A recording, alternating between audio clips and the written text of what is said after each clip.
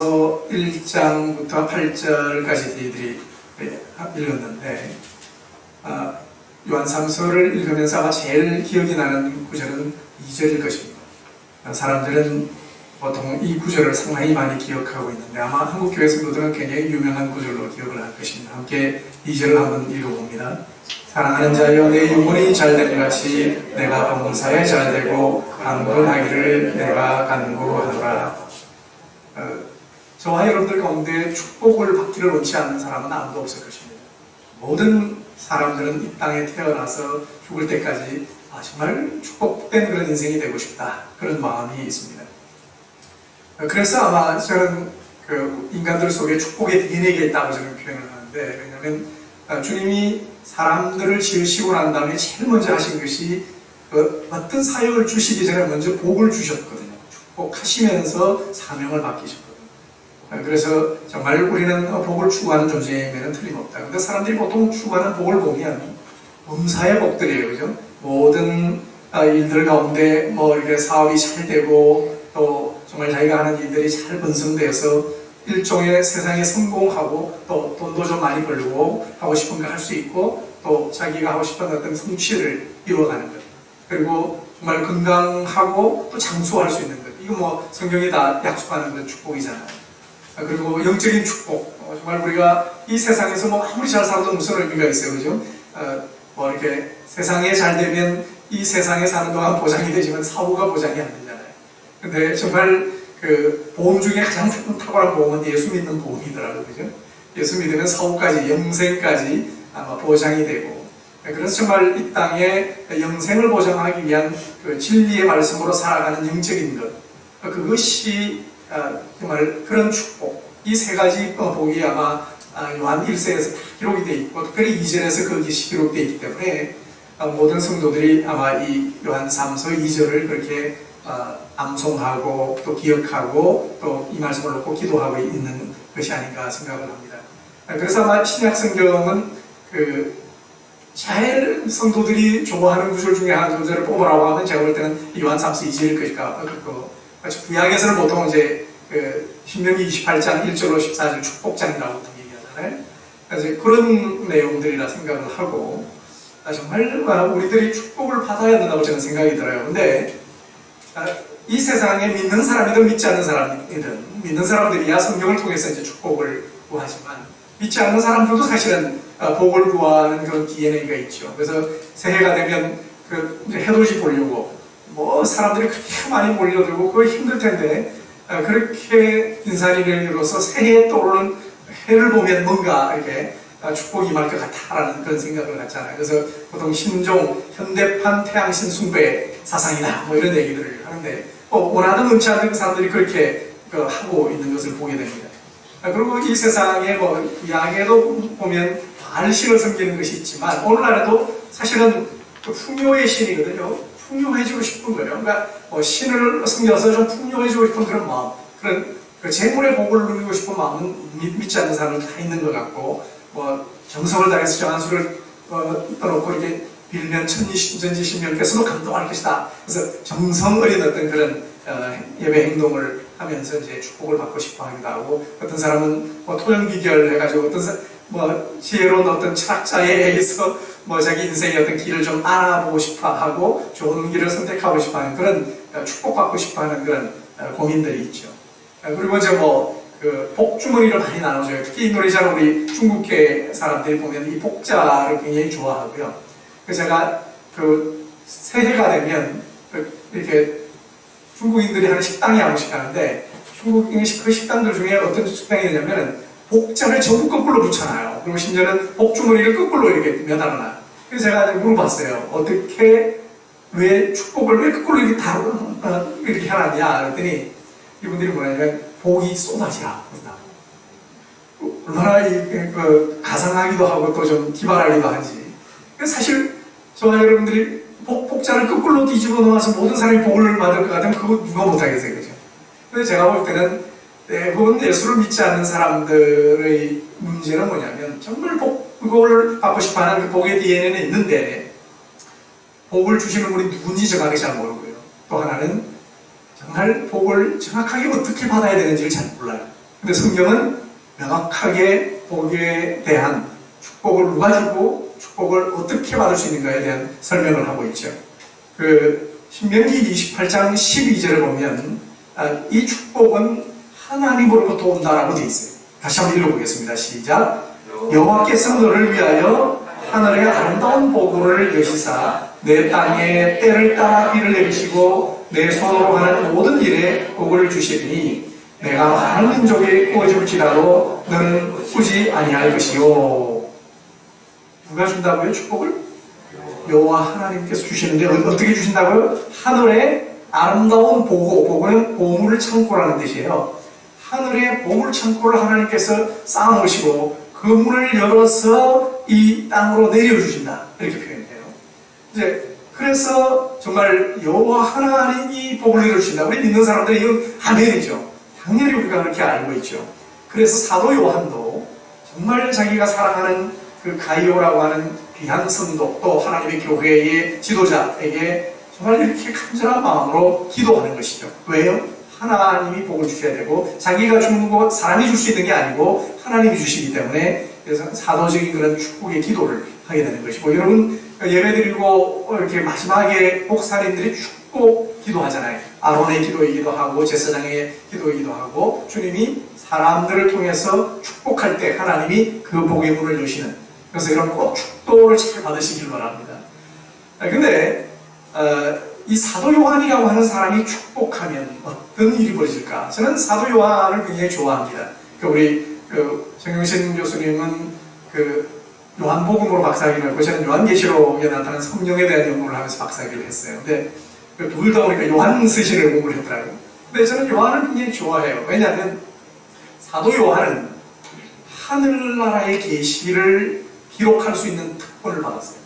바울도 그 엄청난 삼천천의 경험을 가졌지만 고린도후서 12장에 보면 누군지는 잘 모르겠지만 그러면서 아주 간략하게 자기의 그 천상 경험을 소개하는데 더 이상 계시를 못하도록 주님이 막으셔서 그 천상 계시를 하지 못했어요. 근데 사도 요한은 주님의 사랑을 가장 많이 받은 자로서 마지막 주님이 부활 승천하시고 나타나셔서 부활하신 주님을 직접 뵈잖아요. 그리고 그를 천상으로 올라오게 하셔서 이 세상의 모든 주권자 되신 하나님의 보좌를 보게 하시고 그 어린 양이 그 이를 떼시면서 온 세상에 어떤 심판과 하나님의 구원이 많은지를 계시록에서 다 설명하시잖아요.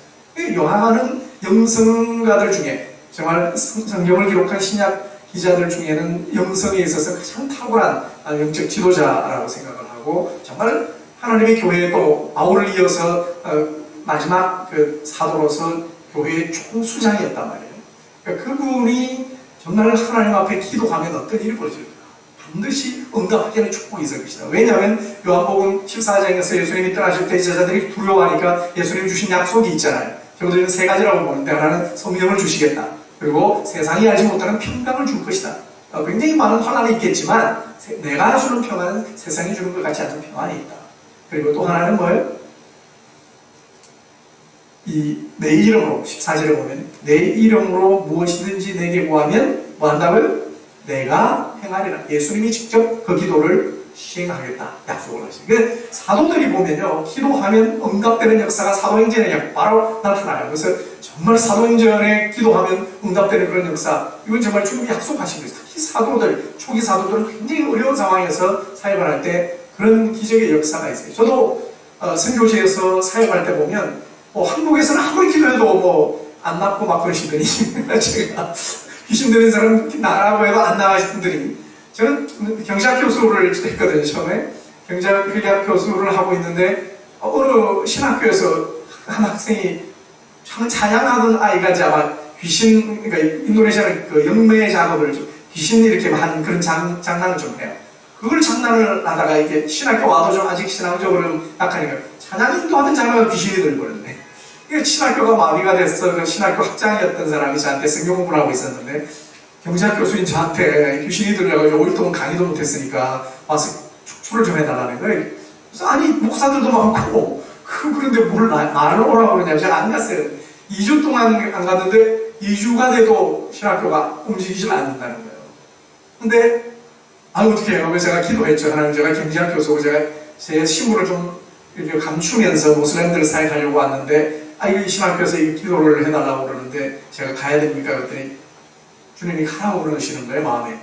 이것은 제가 우리 기도팀들에게 그 당시에 언어가 초기였으니까 뭐 언어를 제가 한 5개월 정도 배우고 대학에서 회계학 강의를 진짜 하고 있었던 그때인데 언어도 잘 안 되는데 내가 어떻게 귀신 들은 사람 귀신을 쫓아냈냐. 그러면 이제 근데 뭐 주님은 뭐 알아서 하실 테니까. 그리고 팀들에게 내가 이해가 잘 안 되고 그러면 좀 번역을 좀 해달라고 좀 그러고 제가 팀들에게 귀신이 떠나가는 것은 하나님이 하시는 일이고 우리는 단지 도구이다. 그래서 나간다고 기뻐할 것도 아니고 나가지 않는다고 실망할 것도 아니니까 모든 것을 주님께 맡기자. 그래서 중요한 것은 이 어려운 가운데 신학교가 오히려 영적으로 회복되는 것. 그리고 우리의 목표는 이 학생들이 정말 기도의 영적인 용사가 되는 것이다. 그리고 이제 기도를 하기로 했어요. 근데 그 학생들이 30분도 기도도 못하는 학생들이래요. 근데 5명, 그러니까 한 명이 이렇게 귀신 들려갖고 막 그러니까 4명의 여자 친구들이 기도를 해주다가 트랜스퍼가 된 거예요. 5명이 들어놓이는 거예요. 그래서 그 소리를 하고 있어요. 그러니까 모든 한 7, 80명 되는 신학생들이 뭐 야간이 교회 열심히 모여서 그래서 제가 같이 기도하자 그래서 기도 훈련을 시켰어요. 제가 이제 옛날에 한국에서 기도 합주회 운동을 좀 부산 지역에 3년 정도 전체 부산 지역 기도 합주회 운동을 제가 인도를 했었거든요. 그래서 기도 합주회에서 한 5시간을 같이 기도했어요. 그래서 학생들이 뭐 5시간 동안 안 졸고 막 열심히 기도하는 거예요. 귀신이 떠나가라고 중간중간 내가 얘기를 했는데 안 떠나가서 너 잘 안 떠난다 고맙다. 더 기도할게. 그러면 이제 하고 밤 2시까지 기도했어요. 그리고 내일 다시 또 하자 우리. 귀신이 안 나가니까. 그랬더니 새벽에 나가버렸어요. 내가 다시 오서 하루 종일 기도하면 얘들 다 이게 분사가 될 것 같으니까. 그래서 귀신이 떠나가고 이제 교회 신학교가 정상화가 된 그런 일인데 그런 일. 그리고 뭐 정말 암이 생겨서 내일 수술하기로 말레이시아에 인도네시아 그 칼리만탄의 그 밀림 지역인데 저희들이 선교여행하러 갔는데 아까 이제 그 기도하는 제목도 있지만 기도를 받으러 온 거예요 한 사람이. 근데 내일 수술한대요. 암덩어리가 있어갖고. 근데 말레이시아에 이제 국경을 넘어가서 이렇게 거기는 이제 수술을 받는데요. 근데 수술 받으러 갔는데 그 다음날 암이 없어진 거예요. 그러니까 검사를 했는데 지난 며칠 전에 검사해서 며칠 검사 수술을 내일 오늘 하기로 했는데 그 하루 전날 기도를 받고 가서 검사를 했는데 그 모슬렘 그 이슬람 그러니까 이제 말레이시아 모슬렘 의사죠. 물어보더라고요. 당신 믿는 힘이 있냐 그랬더니 예수님 믿는다 그랬더니 그 예수님 살아계신다 그랬어요. 너무 놀라운 거예요. 이 회개도도. 그래서 이제 잔치를 하고 막 그때 너무 감사하다는 거예요. 그러니까 사도적인 일이 나타나요. 그러니까 초대교회도 그렇고 주님이 역사하시는 그런 일이 나타나고 지금도 뭐 우리 가운데 한국교회는 뭐 워낙 그 말씀이 탄탄하니까 기적이 잘 안 나타나도 믿음을 잘 지키실 수 있으니까 그러지만 그 선교현지는 그런 역사가 많거든요. 그러니까 초대교회니까 뭐 아마 사도가 기도하면 놀라운 그런 역사가 있었을 것이라고 생각하고 가이오를 위한 축복 기도는 저는 응답되었을 것임에 틀림없다라고 저는 믿어요. 여러분 뭐 믿든 말든 하여튼 근데 저는 이 가이오와 같은 그런 축복의 사도적인 축복을 받는 은혜가 하늘나라의 교회에 속한 모든 성도 여러분들에게 함께 임하시기를 주의 이름으로 축원합니다.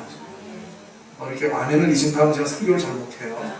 뭐 이게 확신을 하는 건지 아니면 그냥 형식으로 하는 건지. 그러니까 마스크를 써서 그렇겠죠, 그죠? 아멘입니까? 네. 근데 우리가 사실은 요한 3서를 읽어볼 때 많은 경우에 한국 성도들은 2절만 초점을 가져요. 요한 3서는 뭐 축복이지.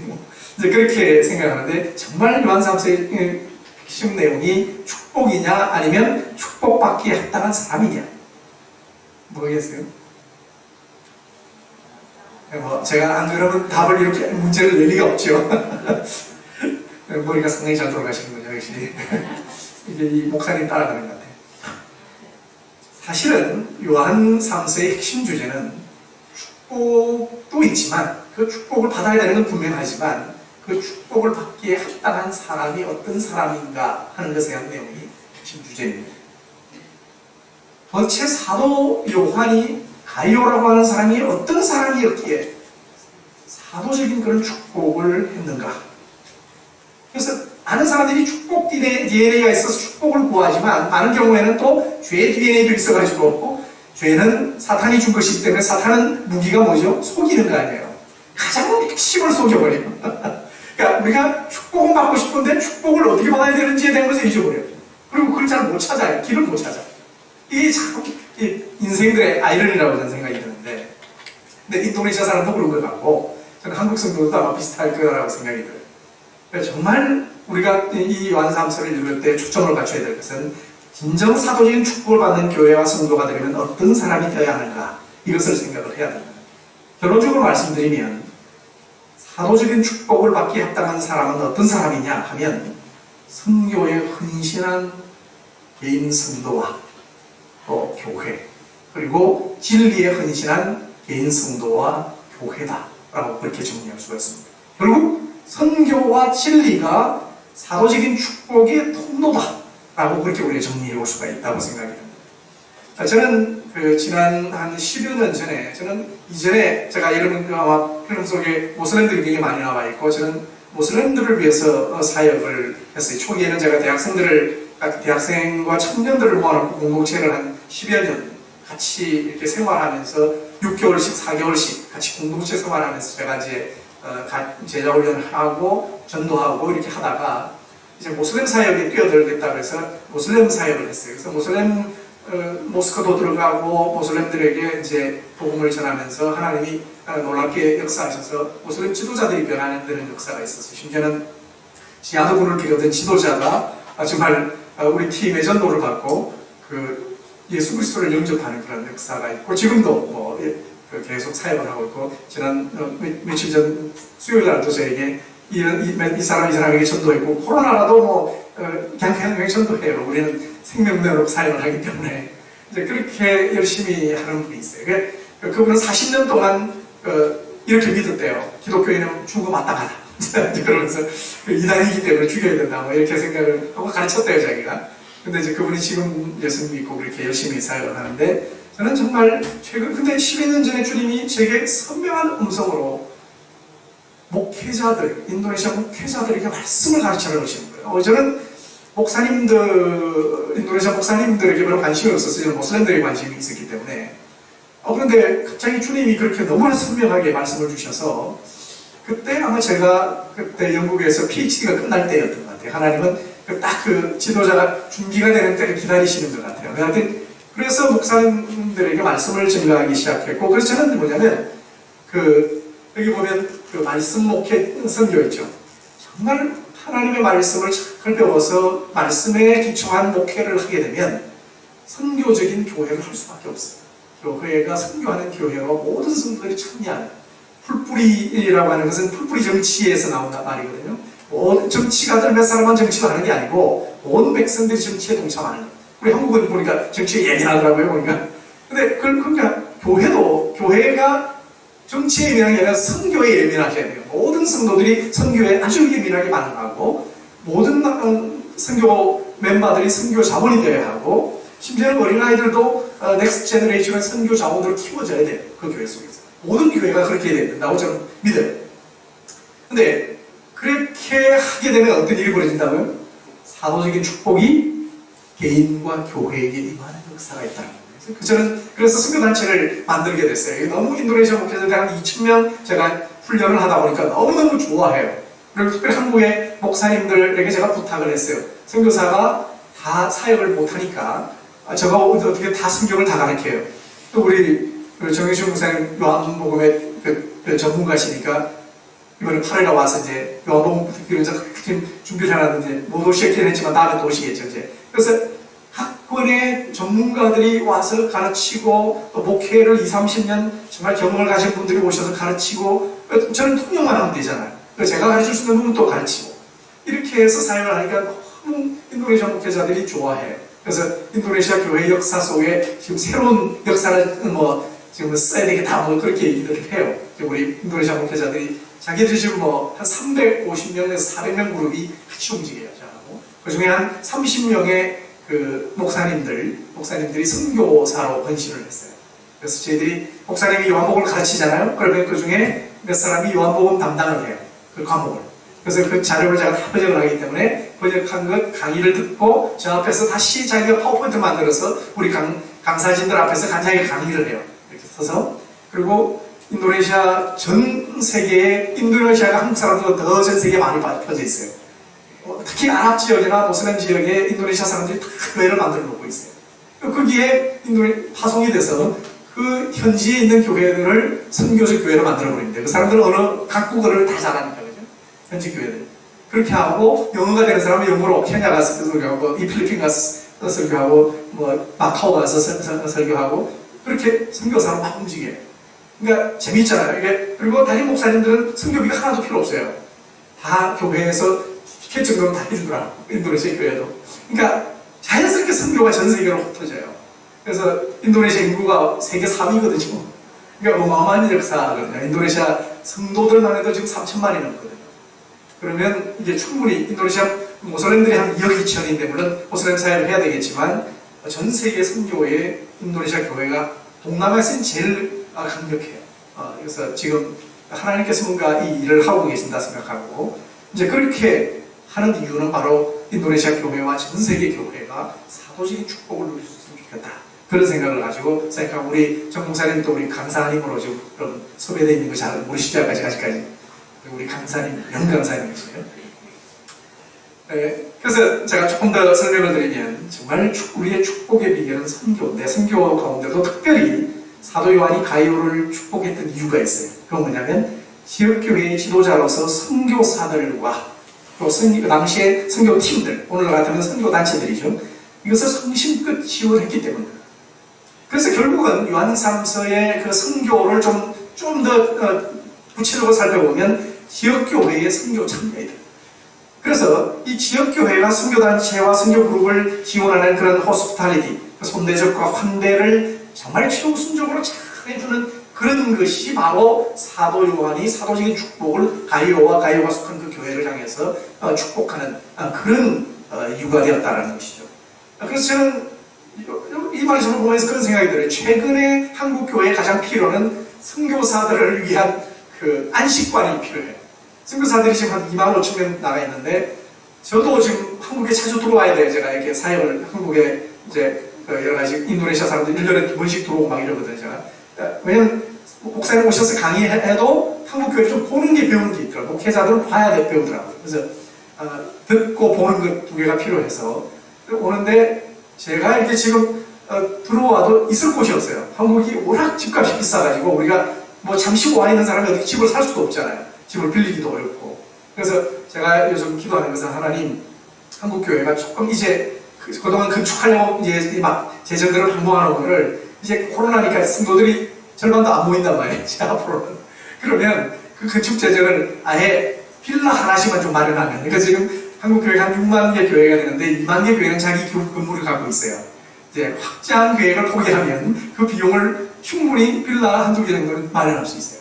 그러면 2만 명 선교사, 500, 한 5천 명 선교사 알아서 자기들 뭐 집도 갖고 있는 분들이 있으니까, 이제 뭐 하여튼 나머지 한 2만 명 하면은 자연스럽게 왔다 갔다 할 수 있고. 그래서 아니 안식 선교사들이 이제 70이 넘으면 이제 또 은퇴해서 들어오잖아요. 근데 그 귀한 자원인데 그분들을 잘 모시면 어떤 일이 벌어지냐면, 청년들이 그 인생 공부를 하게 돼요. 선교 공부를 자연스럽게 하게 되고, 그리고 심지어는 선교사님들이 언어를 자유롭게 잘 하니까 그 나라의 청년들을 그 옆에 방 하나만 만들어가지고 청년들 데려가서 목회자들 훈련도 할 수 있고 청년들도 전도할 수가 있어요. 근데 특히 인도네시아 같은 경우는 한류 바람이 있어서 그런지 한국 가는 게 소원이에요. 소원. 나중에 우리 여러분들이 사진을 보여드리겠지만, 우리 회교 지도자 딸이 있는데요. 회교 지도자 딸이 한국말로 주기도문을 정확하게 외웠어요. 이슬람 그 여자아이인데, 고등학생인데 한국말로 해서 저 앞에서 주기도문을 똑똑하게 다 외우는데, 한국말로. 근데 어떻게 배웠냐 그랬더니 자기 스스로 배웠대. 책 한국 막 이렇게 인터넷 해가지고 자료해가지고 자기가 소그룹을 만들어서 한국말 가르치는 친구들 그룹의 리더가 돼가지고 전도하고 뭐 이렇게 하는 거예요. 그러니까 모슬렘 아이들이 전도를 굉장히 열심히 하거든요. 이제 그런 일들, 결국 이런 교회들의 그 선교 참여가 실제적으로 이루어질 때 놀라운 역사가 있다. 그런데 이 가이오는 정말 하나님의 교회가 그 지역 교회가 그런 사역을 잘 할 수 있도록 헌신을 해서 사도적인 축복을 받았지만, 이 디오드레베라고 하는 사람 이름도 좀 별로 안 좋아요, 그죠? 디오드레베 되게 털어버리네. 항상 이 하나님의 선교 사역을 털어버리는 사람. 디오드레베는 정말 사도 요한이 굉장히 안 좋아했어요. 한번 보세요. 그 가이오가 5절부터 8절까지 한번 같이 읽어보겠어요. 시작.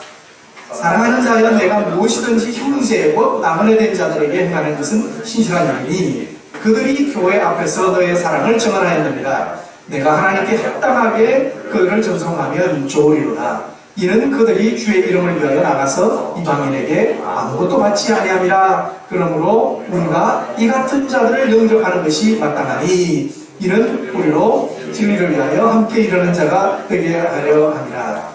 여기 빨간색으로 쓴 여기 빨간색으로 되어 있죠. 형제 곧 나그네 된 자들, 그 다음에 그들 이 같은 자들, 이게 전부 그 당시에 그 사도 요한과 그 사도 요한이 교회 수장으로 있는 교회들이 파송한 선교사 그룹들이. 근데 그 다음에 사랑하는 자여, 내가, 교회, 너, 내, 우리가, 그러니까 사도 요한도 있고 가이오의 교회. 그러니까 이 교회들을 표현하는 이 두 그룹을 지금 우리 선명하게 볼 수가 있는데, 결국 지역 교회가 이런 선교사 그룹을 잘 이렇게 받아들이고 섬기면 정말 그 하나님의 사도적인 축복을 받게 되고, 어떤 일을 한다고요? 진리를 위하여 함께 동력자가 되었다. 동력한다. 이 함께 일하는 자, 이 순에르고라고 하는 이 단어는 일한다, 함께 일한다 이런 뜻이에요. 즉 뭐냐면 선교사가 하늘나라에 그 상급이 있겠죠, 그죠? 근데 선교사를 돕는 사람은 자동적으로 같이 선교의 동력자가 되기 때문에 상급이 따라와요, 그죠? 같이 어마어마한 이게 사후보장의 그 역사가 있는 거죠, 이게 참 지혜로운 사람은 알아들었는데 지혜롭지 않은 사람은 못 알아들 거예요, 무슨 말인지. 근데 그렇게 지금 하는 것인데, 이 보면 하나님께 합당하게 행한다라고 하는 이 악시오사라고 하는 단어가 굉장히 중요해요. 왜냐하면 마태복음 10장에 보면 예수님께서 12제자들을 보내시면서 그 7가지 원칙을 주세요. 선교 원칙에. 그래서 그 첫째와 7번째는 누구에게 갈 것이냐? 이스라엘의 어린 양들에게 가라. 그리고 그 말씀을 받아들이려고 하는 사람들에게 가고, 말씀을 안 받아들이는 사람은 신발에 먼지를 붙들어 버리라. 이방인처럼 취급해라. 그리고 그래서 이제 어린 양들, 주님의 양은 주의 음성을 들으니까요. 복음을 전하면 받아들이니까요. 근데 들어가서 뭘 하라고 했어요? 천국을 선포하고 하나님의 통치가 임했다. 이제부터는 하나님이 통치하신다. 그리고 천국의 바로 그 표상인 샬롬, 평안을 전파하라. 그렇게 말씀을 했죠. 전파 내용은 천국이에요. 그죠? 그래서 저와 여러분들은 천국을 선포하는 사람이에요. 그래서 그 다음에 어떻게 전할 것이냐? 선교 사역을 할 때 어떻게 전할 것이냐? 값없이 받았으니 값없이 주어라. 돈 받고 하지 마라. 그리고 하나님만 의지하고 해라. 그런데 하나님이 대책이 뭐예요? 호악시오스. 즉 합당한 자를 내가 각 도시마다 예비할 것이다. 너가 선교 사역을 할 때 하나님이 예비한 동력자, 그 합당한 자를 통해서 그 집에 가서 너가 머물고 같이 그 집에서 동력 사역의 베이스를 가지고 사역하다가 또 다른 도시로 가고, 또 다른 도시에 또 하나님이 또 합당한 자, 그러니까 교회가 어떤 역할을 해야 된다는 거예요? 합당한 자의 역할, 즉 동력자의, 선교의 동력자의 역할을 해야 된다. 그럴 때 바로 이 동력하는 놀라운 축복이 임한다는 것이에요. 가이오에게 사도적인 축복을 할 이유가 분명히 있는 것이에요. 자, 그런데 디오드레베는 어떻게 했다고요? 9절 10절 한번 읽어보죠. 시작. 내가 노자를 교회에 썼으나 그들 중에 어떤 되기를 좋아하는 디오드레베가 우리를 맞아들이지 아니하니, 그러므로 내가 가면 그 행한 일을 잊지 아니하리라. 그가 악한 말로 우리를 이방하고도 오히려 부족하여 형제들을 맞아들이지도 아니하고 맞아들이고자 하는 자를 금하여 교회에서 내쫓는다. 이 디오드레베는 어떤 사람이냐면 사도 요한이 글을 썼어요. 근데 이 글을 썼는데 뭘 하고 글을 썼겠어요? 가이오에게 했던 얘기가 했겠죠. 너 디오드레베, 너 교회 지도자로서 선교사들을 잘 받아들이고 형제들을 모셔놓으라. 그리고 환대를 해라. 그렇게 했는데 어떻게 했다고요? 받아들이지 않고, 사도 요한의 그 편지의 내용도 받아들이지 않고 오히려 사도 요한이 했던 그 결정에 대해서 비방하고, 그리고 형제들을 오히려 맞아들이는 사람을 교회에서 쫓아내는 정도. 근데 이 디오드레베는 상당히 아마 재력가고, 이름도 보면 제우스의 아들 이렇게 돼 있어요. 그러니까 가이오는 굉장히 평범한 사람인데 이 사람은 고위직 그 이름이에요. 이름이 상당히 그 하이 클래스고 인텔리전트한 사람인 것 같고, 그러니까 아마 경영학적인 그런 그 지혜도 있었을 것 같고, 사업도 잘했을 것 같고, 돈 좀 있었던 사람인 것 같고, 뭐 능력 있는 사람이에요. 좀 머리가 잘 돌아가는 사람인 것 같아요. 아니 경제학적으로 뭐 알지 못하는 사람이 와가지고 또 뭐 이렇게 차비도 챙겨줘야 되고 뭐 먹을 것도 챙겨줘야 되고, 이거 귀찮은데 이거 왜 우리 해야 돼? 우리 교회도 쓸 게 많고 뭐 우리도 건축해야 되고 뭐 이렇게 준비도 많은데, 선교에 대해서 굉장히 합리적인 이유로 아마 반대했던 그런 사람이었는데, 사도적으로 사도 요한은 하나님 뜻이 아니고 예수님 뜻이 아니라는 거예요. 아주 강력하게 사도적인 진노를 말해요. 여러분 초대교회에서 사도가 진노하면 어떻게 일이 발생합니까? 사도행전 5장에서 베드로의 진노를 산 그 아나니아와 아마 저기 그 사피라죠. 아나니아와 사피라 맞죠? 그러니까 두 사람이 어떻게 되세요? 즉사하잖아요. 헌금 속여가지고 성령을 속인다. 이 사도들의 이 진노는 되게 무서운 거예요. 그러니까 이 디오드레베는 굉장히 두려운 그런 존재가 되어버리는 거죠. 그래서 그런 것들을 우리가 보게 되면 초대교회 분위기를 우리가 읽을 수가 있어요. 초대교회는 저는 지금 현재 지역교회, 한국에 있는 개신교회 지역교회하고 초대교회는 좀 다른 것 같아요. 우리 한국교회 지역교회는 너무 지금 이 지역교회만 있어요. 그러니까 자기 교회만 알아. 자기 교회만 궁금해서 자기 교회 건축하고 막 이렇게 하려고만 해요. 선교단체들을, 선교사들을 내 사역자로, 여러분들이 비디오를 보면서 어떤 느낌을 가는지 모르지만, 이런 선교사도 와가지고 사역했고, 저 이기열 선교사 와서 그냥 사역했나 보네 라고 생각하면 그건 아닌 거예요, 사실. 제가 여러분들을 대신해서 간 거잖아요. 그러면 여러분들이 기뻐하고 함께 슬퍼해줘야죠. 그러니까 형제가 돼야죠. 손님이 아닌 거죠, 그죠? 저는. 그래서 동력자의 마음이었는데, 지금 대부분 한국교회는요, 자기가 파송한 교회, 협력하는 선교사들만 그렇게 하지, 그냥 선교에 대한 어떤 동질적인 마음을 갖지 않아요. 이제 그런 것인데, 사실 안디옥 교회는 어떻게 됐습니까? 담임 목사 두 사람이 파송받았고, 그분들이 바울 선교회를 만들고 바나바 선교회를 만들어서 차례로 돌아오면서 선교 보고를 하고, 함께 기뻐하고, 함께 슬퍼하고, 함께 격려하고, 위로하고, 함대하고, 같이 교회가 이렇게 돌아갔다. 결국 저는 제가 볼 때는 지역교회와 선교단체가 연합되어 있는 형태다라고 이제 보여지는 거예요. 그래서 모달리티와 소달리티가 같이 연합되어 있는데, 초대교회도 그랬다가 갑자기 초대교회가 엄청난 핍박이 몇백 년 되면서 로마의 가장 거점 도시들은 지역교회가 사라져버려요. 그러니까 전부 지하교회가 되고 순교자 그룹으로 완전히 선교단체들만 남아요. 이제 그렇게 지하교회로 있다가 갑자기 기독교회가 공인이 되면서, 이전에는 교회 다니는 사람은 잡아놨는데, 감옥에 넣었는데, 이제는 교회 안 가면 감옥에 넣어요. 그죠? 그러면 믿는 사람이든 믿지 않는 사람은 교회를 다 오죠. 지역교회가 엄청 커버렸고, 그래서 가톨릭 교회가 그 교황을 위주로 한 이 모달리티 교회가 엄청 커지는데, 신앙은 굉장히 옅어져요. 그래서 순교를 각오했던 수도원 공동체가 분리가 되면서 그렇게 이원화가 되기 시작해요. 그런데 감사하게도 이 선교사 그룹들이 폴 피어슨이라고 하는 교수가 이런 연구를 했어요. 교회 역사 속에 선교가 가장 활성했던 때는 바로 그레고리 교황이 지역교회를 대표한 그레고리 교황과 수도원을 대표하는 성 어거스틴이 연합해서 그 로마를 지배했던 유럽의 야만인들을 전도하는데 유럽까지 복음화가 되었어요. 놀라운 일이잖아요. 이게 지금 요즘 유럽으로 복음이 넘어간 것이 바로 이런 일이거든요. 그래서 저는 한국교회가, 전 세계교회가 이런 일이 벌어져야 돼. 다시 이런 초대교회 운동들이 일어나야 하고 교회와 선교단체가 연합돼야 된다. 이런 생각이 좀 있어요. 그래서 그렇게 교회가 돼야 되는데, 개신교회는 여전히 지금 교단과 총회가 선교단체, 선교부를 장악을 해요. 그러니까 선교단체들이 힘을 못 써요. GMS 하나 빼고는 아마 대부분 단체들이 그렇게 교단 안에 그냥 아무런 독립성이 없고, 근데 저희 같이 이제 독립선교단체는 교회가 신경도 안 써요.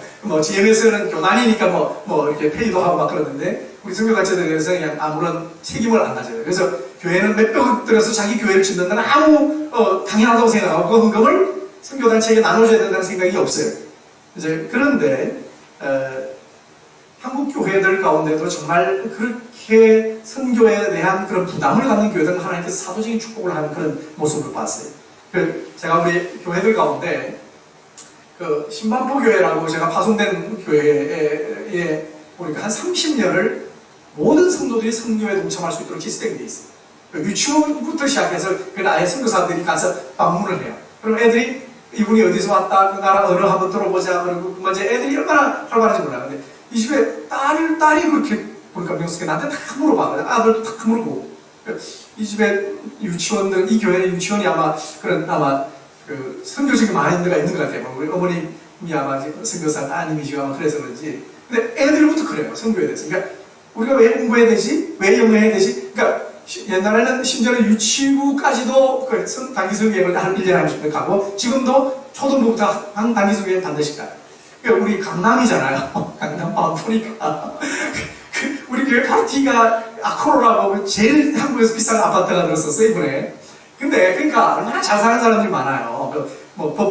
판사, 검사들, 의사들, 사자 붙는 사람들이 주로 산단 말이에요. 근데 그분들이 학생들을 선교실을 보낸다고 그러니까 부모님들이 들어보려는 거예요. 안 믿는 사람들 있고 믿는 사람들 있고. 믿는 사람도 그랬대. 이게 목사님이 그랬대. 정색을 하고.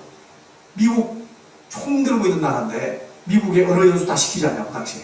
한 20년 전에요. 미국이 얼마나 위험한 나라인데 당신들 언어 연수 다 시키면서 아니 선교지에는 선교사님 다 몇십 년 된 선교사님 다 시키고 있죠. 언어 다 하고 목사님도 따라가지. 아니 교사들 다 따라가지. 그리고 외국 체험하지. 이 애가 세계적인 그런 그 글로벌 지도자로 설 수 있는 엄청난 기회인데 뭐가 무서워가지고 그렇게 하냐. 그리고 하나님이 안 계시냐고. 당신 하나님 믿느냐고.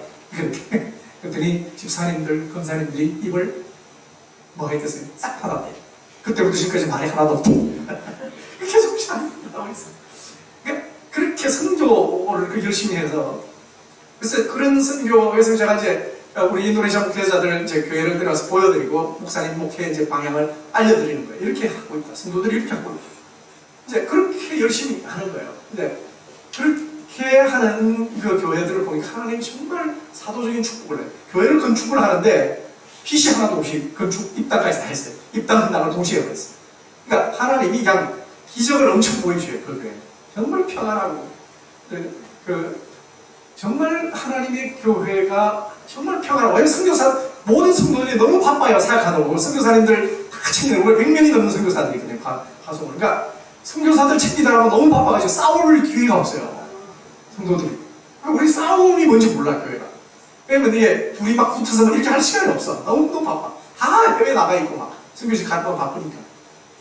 또 하나 제가 이제 참 이 선교단체를 잘 돕는 교회 중에 그 수영로교회 정필도 목사님. 제가 하늘나무교회 정문신 목사님이라고 선교선 의미가 있어요. 우리 국제풀뿌리 선교회 강사님이기도 하고 저는 정말 성경신학자로서 목회를 하는 목사님 굉장히 저는 귀하다고 봐요. 여러분은 아마 귀함을 잘 모를지 몰라요. 자기 집에 있는 이렇게 선지자들은 자기 고향에서 그걸 높임을 못 받아서 얼마나 존중해 주는지 모르는데 저는 선교학적으로 굉장히 중요한 역할을 한다고 봐요. 특히 지금 현대 선교회 제가 좀 이따 설명하겠지만 이 진리 선교하는데 대단히 중요한 역할을 하실 수 있는 분이고 여러분 교회가 그럴 수 있다고 생각해요. 여러분 보니까 그냥 말씀을 깊이 받으시기 때문에 1시간 가까이 설교하시더라고요. 들어보니까. 근데 요즘 30분 이상 설교하면요 목사님이 아무리 좋은 설교를 해도 왼수예요. 왼수. 근데 여러분들 이 목사님 원수 안 삼는 것 같더라고요. 눈치 보니까 은혜를 이렇게 하면도 하고 막 그러시네요. 안 주고. 근데 저 불도 목사님이라고 하는 분이 제가 이제 90년대 초에 조이 선교라고 하는 선교단체의 대표로 부산에 이제 내려가서 제가 원래 선교사로 가려고 그러다가 갑자기 거기 선교단체 대표가 필리핀 선교사로 갔어요. 그래서 나보고 준선교지니까 가라고 그래서 선교한다 생각하고 제가 한 6년 정도, 5년인가 만으로 한 5년 거기서 공사를 했는데 제가 내려가자마자 충격을 받은 것은 아니 부산에 내려가는데 제가 서울에서는 선교한국운동을 시작을 했었거든요. 여러분 아세요? 선교한국? 지금도 선교한국운동이 2년에 한 번씩 있잖아요. 근데 그때 90년도가 첫 1회 대회인데 제가 거기에 7개 선교단체의 대표들이 조직위원회를 만들었는데 제가 그 중에 한 사람이었단 말이에요.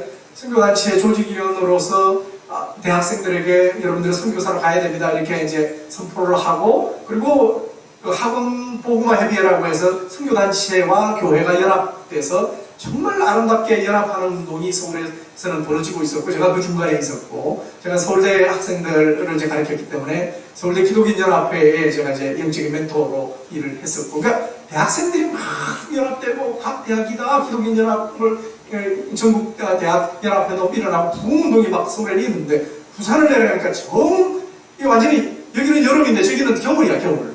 싸는 거래요. 왜 그러지 않았더니 대표 간사님들, 그 선교단체 대표들이 뭐라고 하냐면 교회들하고 선교단체하고 지금 완전히 원수지간입니다 그러는 거예요, 부산이. 아니, 그 당시에 6%도 안 된 기독교인, 그리고 모든 한국 도시, 대도시 중에 기독교 비율이 가장 낮은 부산이, 아니, 가뜩이나 교회와 선교단체가 연합해도 모자라는데 싸우고 있잖아요, 이게. 그래서 제가, 이건 아니다. 주님, 이거 어떡합니까? 제가 놀랐어요. 왜냐면 선교단체 한 2개가 그냥 이렇게 교회를 만들어버렸다고 제가 좀 화가 나신 거예요, 교회 목사님들. 청년들 맡겨놨더니 그냥 자기들 교회를 만들어서 청년들 다 뺏어갔다 이래서 이제 교회들하고 갈등이 있는 거예요. 그리고 제가 선교단체에 가서 첫 설교를 했는데, 첫날, 그날 새로운 친구가 고신대에 나온 신학생인데, 그 다음 주에 와서 우리 담임 목사님한테요, 제가 이 선교회 단체에 나간다고 그랬더니, 나가지 말라고 그래요. 선교단체가 나 이단이래요. 그래서 나는 이단이의 괴수입니까, 제가? 그래서 제가 충격을 받고, 주님, 이 부산 땅을 어떻게 해야 합니까? 영적인 그림자가 어둡고, 5대 사찰이 다 이 땅을 둘러싸고 있는데, 이 어두운 땅에 제가 무엇을 해야 됩니까? 근데 주님이 제 마음에 감동을 주신 거예요. 너 서울에서 했던 걸. 그래서 제가 이제 아멘하고 이제 부탁을 했어요. 17개 영향력 있는 목사님들을 만나게 해달라. 그래서 우리 선교단체 다른 분들이 다 이제 저는 새로 갔으니까 잘 모르니까 그분들 소개로 약속을 잡고 제가 한 달 동안 거의 매일 선교 목사님들을 뵙고 이렇게 가시면 안 됩니다. 대학가를 놓치면 다음에 집사님들은 누가 됩니까? 그랬더니 뭐 좀 이렇게 깨어있는 분들이야 다 이해하셔요. 대학생 사이 놓치면 안 되죠.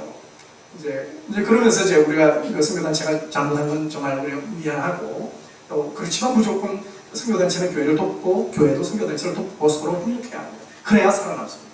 이제 그렇게 설득을 하고 마지막에 방문했던 교회가 수영로 교회 지금 불도 목사예요. 근데 그분이 저는 처음 뵙는 분이었어요. 근데 그분이 만나자마자 너무 반갑다고 식사를 꼭 자기 대접해야 된다는 거예요. 그러시면서 자기 당신 이야기를 했어요. 한 달 전부터, 그러니까 성령께서 제게 마음을 주신 때부터 말씀하신 거예요. 한 달 전부터 새벽 기도 끝나고 그분은 아침에 하나님께 몇 시간을 기도를 하는데, 기도할 때 지난 한 달 매번마다 야단을 치시더라는 거예요. 너 나쁜 정필도 목사. 그러면서 그러셔가지고 자기가 뭘 잘못했는지 모르고 막 울었다는 거예요. 좀 제가 뭘 잘못했습니까? 알려주셔야 제가 회개도 할 거 아닙니까? 지금 음성을 좀 듣는 분이라. 그런데 그분이 제가 오기 바로 전에 주님께서 새벽 기도할 때 선명하게 말씀하셨다는 거죠. 너 못된 것. 100명 선교사 보낸다고 너 자랑하고 다니지. 100명 선교사가 어디서 나와? 학생 선교단체 간사들이 대학을 졸업하고 아무런 보장 없이 대학생들, 후배들 제자 훈련 시킨다고 그렇게 대학가에 선교단체에서 해가지고 기능한 사람들도 내 돈 헌금 가지고 사가지고 파송하고 너 선교사라고 너가 100명 보냈다고 자랑할 것이 못된 것 같으니까. 그러면서 막 야단 치셨다는 거예요. 그래서 싹싹 끓다는 하니까 하나님 앞에서 하나님 죄송합니다. 제가 정말 못된 목사입니다. 정직하세요. 투명하세요. 그리고 그 자리에서 4천만 원을 내놓으시다. 이 목사. 사역에는 돈이 죽는 게 아니고 사람. 이 목사와 여러분 팀이 있으면 이게 된다. 오케이, 하고 보고만 이렇게 만들자고. 그래서 한 17 목사님 다 모아가지고 이렇게. 그래서 끝까지 그분은 매달 원금도 제일 많이 하시고, 끝까지 하시고, 그렇게 하시고, 저는 이제 선교사로 같이 한 5년 제가 실행위원장하고 우리 이사장 하시고. 그리고 제가 이제 한 통 하고 왔는데, 어느 날 식사를 좀 사겠다고 해서 뭐 해운대를 데려가서 맛있는 걸 사주셨어요. 그리고 나하고 같이 갈 일이 있다고. 그래서 갔더니, 여기 보세요. 그림만 보세요. 수영교회 이 교회 있잖아요. 이 교회 틀을 사가지고 건축 중에 있다는 거예요. 그 건축 과정하고 있더라고. 그래서 너무 자랑하시는 거예요. 그래서 내가 속으로 뭐라고 생각했냐면, 요한 3세의 사도적인 축복이 전부터 목사님과 수영로 교회에 임했구나. 그렇게 느낀 거예요. 왜냐하면 그분이 그렇게 그 학생선교단체를 후원하는 단체에 제가 한국복음협의회를 이렇게 섬긴 것뿐만 아니라 그날, 제가 간 그날 어떤 결정을 하셨냐면 모든 선교단체들 재정 지원을 하셨고요. 또 하나는 자기 수용로에 있는 빌딩 중에 한 층을 아예 비워놓으셔가지고 모든 선교단체들이 사무실을 쓰겠어요. 사무실을 폐기하기도 힘드니까. 지금까지 쓰신다고 그래요. 그래서 제가 이 정말 하나님의 선교 그룹을 지역교회가 이렇게 책임지는 교회를 하나님이 정말 사도적으로 축복하셔서 얼마나 이 좋은 땅인지 몰라요. 가보시면 알겠지만 영대에서 정말 흠싸기 땅이고 너무너무 좋아요. 그래서 하나님이 아마 이렇게 가요만 축복하신 게 아니고 오늘날에도 그 하나님의 교회를 축복하시는 모습이 있다. 저는 그냥 그렇게 확인이 된 것이죠. 그래서 제가 말씀드리고 싶은 것은 선교에 동참하는 일이 뭐 하는 일이다? 축복을 받는 비결이다. 그래서 선교하지 않으면 선교를 당하고 전도 안 하면 전도 당하잖아요. 그죠? 이제 그래서 정말 개인적으로 여러분 사도적인 축복을 누리기 원합니까? 선교에 동참하라는 거예요. 그리고 선교사들을 환대하라는 거예요. 그 선한 이웃이 되시라고. 제가 선교사로 외국에 많이 있다가 들어오면 여러분 인사 잠시 하고 나면 아무도 안 찾아와요. 그러니까 내가 한 달, 두 달 있어도 한 사람도 못 만나요. 그런 경우가 많아요. 근데 정말 여러분 교회들이 좀 그런 환대를 좀 하시니까 식사 한 끼라도 좀 사주시고, 그러니까 대화해 주시고, 필요가 무엇인가를 좀 돌아보시는, 그게 선한 이웃이에요. 여러분, 선한 일반 이웃도 하나님 축복하실 텐데, 선교사는 진짜 하나님이 보낸 분들 아니에요? 그 사람들 대접하면 여러분 하나님이 빚쟁이잖아요. 그러면 하나님 빚 안 지으시거든요, 절대. 빚지지 말라고 말씀하셨으니까 당신 빚 안 지시겠지, 그런 거 없이. 그죠? 계산 보세요. 저는 경제학 교수고 행학 교수라 계산이 빨리 오거든요. 이게. 교회적으로 사도적인 축복을 누리기 원하면 뭐 해야 된다고요? 선교사와 선교단체를 지원하기로 당회에서 결정하시죠. 그래서 당회에서 디오드레베 같은 역할 하는 분이 없기를 바라고 가이오 같은 사람 많기를 바라요. 아멘? 우리 남자분들 별로 안 하시는 것 같은데. 두 번째 축복의 비결이 뭐냐? 사도적인 축복을 받기 위해서 정말 우리가 기억해야 될 것은 진리에 순종해야 돼요. 신명기 28장 2절로 6절, 여러분 잘 아는 구절이에요. 2절은 축복받는 비결을 설명했고 3절부터 6절까지는 축복의 내용을 설명하고 있어요. 한번 읽어보겠어요. 2절부터 6절까지 시작. 내가 내 하나님 여호와의 말씀을 청종하면 이 모든 복이 내게 임하며 내게 이르리니 성읍에서도 복을 받고 들에서도 복을 받을 것이며 내 몸의 자녀와 내 토지의 소산과 내 짐승의 새끼와 소와 양의 새끼가 복을 받을 것이며 내 광주리와 흙반죽 그릇이 복을 받을 것이며 내가 들어와도 복을 받고 나가도 복을 받을 것이니라. 아멘. 조건이 뭐예요? 하나님께서 축복을 주시는데 축복 주는 방법이 또 뭐예요? 바로 여호와 하나님 말씀을 청종한다. 여기 샤마 1절에는 청종하고 샤마를 했지만 여기는 청종한다라는 단어만 써요. 근데 원래 히브리 단어는 청종이 듣고 행한다는 뜻이에요. 샤마라고 하는 듣는다라는 목으로 지나가는 게 아니라 행하는 것을 항상 포함해요. 자, 그러면 여호와 하나님 말씀을 듣고 행하면 이게 이제 조건이에요. 그죠? 자, 그렇게 되면 어떤 일이 벌어진다고요? 이 모든 복이 지금 3절부터 6절까지 쫙 나와 있는 이 모든 복이 어떻게 한다고요? 내 위에서 임한다. 내게 임한다라고 되어 있지만 히브리 원어는 내 위에서 임한다 이렇게 되어 있어요. 아까 보시면 하나님이 12절에 뭐라고 그랬어요? 하늘에 보물 창고를 여셔서 위에서 땅으로 내려준다. 히브리인들은 하늘이 위에 있고 땅이 아래에 있다고 그렇게 이해하거든요. 그러니까 복이 하늘에서부터 내려와서 너 위에 임한다. 근데 내 위에 임하며 온다 라고 하는 뭐라고 하는 히브리어는 온다라는 도구고 또 동사도 하나가 있어요. 이른다 라고 하는 것은 이게 이제 이 오버테이크, 영어로 이제 오버테이크라는 뜻은 뭐예요? 한 사람이 앞에 가고 있으면 뒤에서 쫓아가가지고 탁 따라잡는 거예요. 그게 이제 오버테이크 한다는 거예요. 축복이, 모든 축복이. 근데 이 원어는 이르게 할 것이다. 사역 동사로 되어 있어요. 하나님이 그 축복이 너를 따라잡게 할 것이다. 너를 탁 붙을게. 그러니까 세상 사람들은 뭘 쫓아가요? 축복을 찾으러 다녀요. 축복을 찾으러 다녀서 정말 찾기가 어렵고 축복을 찾아도 축복이 줄줄 흘러서 축복이 재앙이 돼. 그런데 하나님 말씀에 청종하고 순종하고 순교하는 사람들은 어떻게 해요? 진리의 선교에 동참하는 사람들은 어떻게 해요? 축복이 내가 걸어가도 뒤에서 쫓아와. 그냥 달라붙어. 저와 여러분들이 하나님 말씀을 순종함으로 축복이 뒤에서 달라붙는 역사가 있게 되기를 주의 이름으로 축원합니다. 아직까지도 아멘이 그렇게 아멘 하는 강도대로 축복이 말지어다. 이제 조금 더 세졌어요. 그죠? 예, 정말 구원은 은혜예요. 그죠? 하나님의 은혜예요. 근데 축복은 우리가 행하는 것을 통해서, 말씀을 듣고 행하는 것을 통해서 임한다고 성경은 명확하게 말하는 거죠. 그 줄탁봉시라는 말을 여러분 아시죠? 뭐 영화로도 만들어지고 그랬는데, 우리가 병아리가 21일 동안 알을 낳아서 이렇게 품고 있잖아요. 근데 18일부터 21일 사이에 조금 넘어가기도 하고, 그 성질 급한 병아리는 18일부터 쪼기를 시작해요. 근데 조금 늦어지고 21일이 지나도 아직도 이렇게 뭐 22일, 23일이 지나도 늦게 쪼는 친구가 있는데, 안에서 이렇게 병아리가 막 나오려고 톡 쳐요. 뿌리로. 그걸 이제 줄이라고 해요. 줄. 톡톡 친다고. 그 다음에 탁 하는 거예요. 줄 안에서 톡톡 치면 그때 바로 병아리가 밖에서 나올 수 있도록 톡톡 탁 쳐서 깨줘요. 그러면 나와서 빽빽 하고 이렇게 그러다니요. 근데 안에서 꿈틀거리지 않으면, 툭 치지 않고 탁만 있으면 어떻게 돼요? 나오면 죽어요. 그렇죠? 그러니까 이게 굉장히 중요한 의미가 있어요. 병아리가 그러니까 달걀이 태어나는 건 은혜죠. 그죠?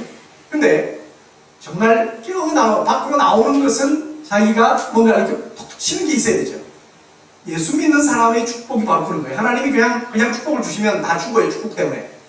어린아이한테 운전도 못하는 어린아이에게 자동차 키를 맡기는 부모가 없잖아요. 우리 하나님은 어떤 분인데 축복을 주시겠어요? 그거 주면 안 되죠.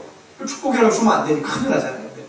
이제 정말로 그가 말씀을 따라 살아가려고 하는 그 인격이 조성되었을 때, 그 진리를 따라 살아가려고 그렇게 순종하라고 할 때, 범사의 복과 건강건함의 축복이 임하는 역사, 이것이 하나님이 하시는 역사라는 거죠. 그래서 사도 가이오가 또 하나 사도적인 축복을 받게 되는 중요한 이유가 있는데, 그것은 바로 진리에 대한 헌신이에요. 근데 그 두 가지가 있어요. 하나는 여러분 3절 4절 한번 읽어보겠습니다. 3절 4절 시작. 형제들이 와서 내게 있는 진리를 정하되 내가 진리 안에서 행한다니 내가 심히 기뻐하노라.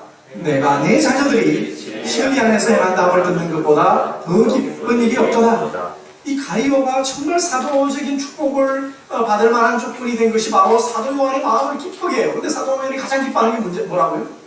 진리의 말씀을 따라 행하는 그런 삶의 모습을 봤습니다. 사도가 기뻐하면 누가 기뻐합니까? 부활하신 예수님, 영광 가운데 계신 예수님이 기뻐하잖아요. 예수님이 기뻐하고 하나님이 기뻐하면 뭐가 일어나요? 끝이 나죠. 하나님 기뻐하면 뭘 못 주시겠어요? 그죠? 이제 그런 일들. 그래서 정말 이 엄청난 그 진리의 말씀을 행하는 것 중요한데, 근데 사실은 이것은 조금 전에 봤던 신명기 28장 2절하고 같아요. 말씀을 청종하는 거고요. 근데 사도 요한은 한 가지 더 얘기해요. 사도적인 축복을 받는 이유가 너가 뭐 때문이라고 해요? 7절 8절 하는 겁니다. 시작. 이는 그들이 주의 이름을 위하여 나가서 이방인에게 아무것도 받지 아니함이라. 그러므로 우리가 이와 같은 자들을 영접하는 것이 마땅하니 이는 우리로 진리를 위하여 함께 이르는 자가 되게 하려 합니다. 진리를 자기만 하고 그냥 나는 진리를 행하는 삶이다, 주님 축복 주세요, 이렇게 말하는 게 아니고, 신약교회는 어떻게 된다는 거예요? 진리를 위해서 진리 선교를 하는 선교사들을 함께 동력하고 협력함으로 진리의 동력자가 되는 자가 바로 사도적인 축복을 받는 사람. 그래서 여러분 정말 성도들이 진정으로 축복받기를 원하면 하나님의 교회가 그런 결정을 하십니다. 선교적인 그런 열정을 가지고 한 마음으로. 그래서 여러분 교회는 선교적인 모티베이션이 지금 딱 돼 있는 교회고, 목사님 제가 그러니까 선교단체도 만드셨고 뭐 보니까 그 열정이 충만하세요. 하여튼 제가 보니까 여러분 교회는 이 설교를 받을 수 있는 설교예요. 제가 이 설교를 지금 딱 첫 번째 지금 하고 있다고 이 기회에서 여러분에게. 그러니까 받을 만한 교회가 없어요. 왜냐면 너무 시험 들까봐. 제가 선교사 모아서 무슨 선교 지원하라고 그러냐, 뭐 선교단체 대표가 뭐 의도가 있냐, 뭐 이런, 저는 그런 얘기 들으니까 싫어가지고 선교 잘 안 해요. 근데 여러분 교회는 이렇게 해도 아무도 뭐 이렇게 뭐라 안 할 것 같아. 목사님 딱 하고 할 것 같아. 근데 하여튼 정말 진리를 행하는 그런 일에 선교에 동참, 진리를 행하는 자의 선교에 함께 진리 선교에 동참하는 그런 일. 그것이 바로 사도인 축복을 받을 수 있는 비결이라. 그래서 저와 여러분들이 요한 3서를 다시 한번 쭉 읽어보시면 진리라는 단어에 한번 초점을 맞춰서 한번 읽어보면요. 보니까 제가 적어도 6개 알레테이아라고 하는 진리라는 단어가 반복되고 있어요. 6번. 사랑의 사도인 그 사도 요한은 그 요한 1서에서 사랑이라는 단어가 굉장히 많잖아요. 근데 요한 3서는 진리라는 단어가 훨씬 많아요. 그러니까 진리 선교를 얼마나 중요시 하는지 몰라요, 사도요한. 그 1절을 한번 보세요. 장로인 나는 사랑하는 가이오 곧 내가 참으로 사랑하는 자에게 핀자노라. 근데 사실은 원어를 보면 진리 안에서라는 단어가 번역이 안 돼 있어요. 왜냐하면 그 에고 아가파오 하면 에고라는 단어를 쓰는 걸 굉장히 강조하는 거거든요. 아가파오 해도 내가 너를 사랑한다 이렇게 되는데 에고라고 쓰면 내가 참으로 사랑한다는 뜻이에요. 근데 엔 알레테이아 이게 진리 안에서 참으로 사랑한다는 거예요. 그러니까 정말 사랑하되 그냥 사랑해가지고 요한 2세에는 뭐라 해요? 사랑한다고 누구나 다 받아들이면 안 돼요. 선교사들도 진리 선교하는 선교사만 반대해야 돼요. 진리 선교하지 않고 이상한 선교하는 그 비진리 선교하는 사람들을 쫓아내라고 그랬어요. 그러니까 이 사도 요한은 진리가 사랑과 함께 굉장히 중요한 자인데 이 가이오에게 이 진리 선교를 해라. 그것이 굉장히 중요하고 그래서 이 진리에 대한 얘기를 계속하고 이방인들도 이 선교사들도 뭐예요? 주의 말씀을 위해서, 주의 이름을 위하여. 주의 이름이 뭐예요? 주의 예수님이 말씀이시고 또 진리시잖아요. 내가 곧 길이요 진리요 생명이라고 했잖아요. 그러니까 주님 예수 그리스도의 그 진리 대신 로고스 대신 예수 그리스도를 선포하는 것, 그 진리를 선포하는 사역을 하는 그 일에 우리가 함께 동력하는 것, 그것이 대단히 중요한 것이다. 결국 사도 요한이 정말 사도적으로 축복하고 싶은 것은 교회가 진리 선교를 해야 합니다. 그래서 지금 초대교회는 이상한 선교사들이 많았어요. 선교사들은 구별하셔야 돼요. 아무 선교사. 저도 한국, 인도네시아에 있지만 400명 가까이 되는 선교사가 있는데 후배 선교사들에게 제가 한 번씩 이렇게 얘기들을 해요. 당신이 다양한 모습의 지금 전략적인 사역들로 접근을 하지만 결국은 진리를 사역해야 된다. 텍스트 사역해야 된다. 말씀 사역해야 된다. 텍스트를 전달해 주는 것이 주님의 명령이다. 내가 너에게 뭐예요?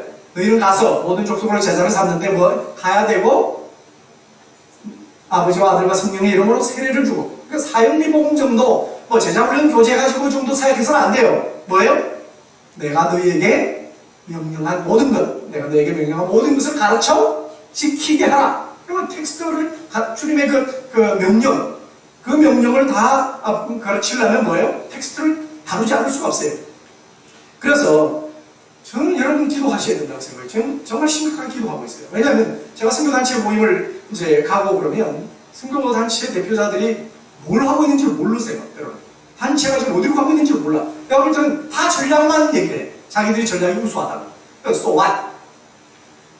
저도 전략단체에 있어요. 호프라는 선교단체에 있어요. 무슬림에게 전략적인 곳에 뭐 어려운 지형에 들어가요. 이 단체. 전략 전문가들만 들어가요. 저는 경제학 교수로 들어갔잖아요. 신학 교수로 안 가고. 그러니까 그렇게 전략을 강조하는데 so what? 모슬렘 만나서 사형리 전도하는 게 전도가 아니에요. 모슬렘들에게도 텍스트가 필요해요. 그리고 목사님들을 제가 각 말씀을 가르쳐보니까 목사님들이 현지 목사님들이 뭔 말씀을 모르세요. 어떻게 설교하는지 몰라요. 그래서 제가 매주마다 설교를 제가 보내줘요. 오죽하면 설교하기가 너무 부담스러워가지고 한 달에 2번밖에 설교를 안 해요.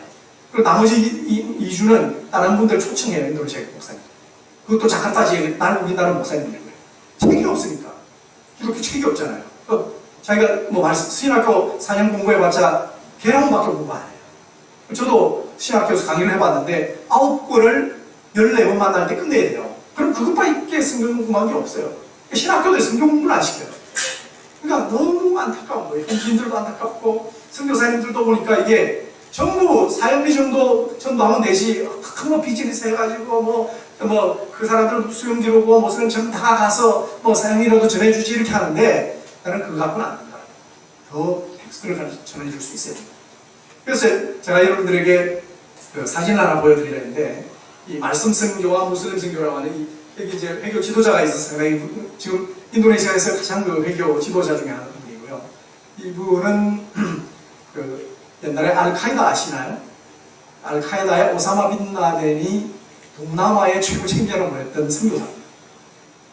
이분을 하나님이 제게 한 10년 전에 만나게 하셨고 저분이 회심을 했다고 해서 저희 센터에 모셔가지고 이렇게 저는 이렇게 앉아있고 이분이 그러니까 강의를, 자기 간증을 해요. 하나님이 어떻게 나가시 테러리스트 중에 테러리스트였던 사람을 부르셨는지, 이제 사형수로 원래 이렇게 붙잡혀서 죽을 날을 기다리다가 극적으로 하나님이 살려주셨고, 그래서 하여튼 주님이 어떻게 자기를 부르셨는지 뭐 간증을, 이 얘기만 해도 제가 밤을 새기 때문에 다 할 수는 없고요. 하여튼 그런 사람이에요.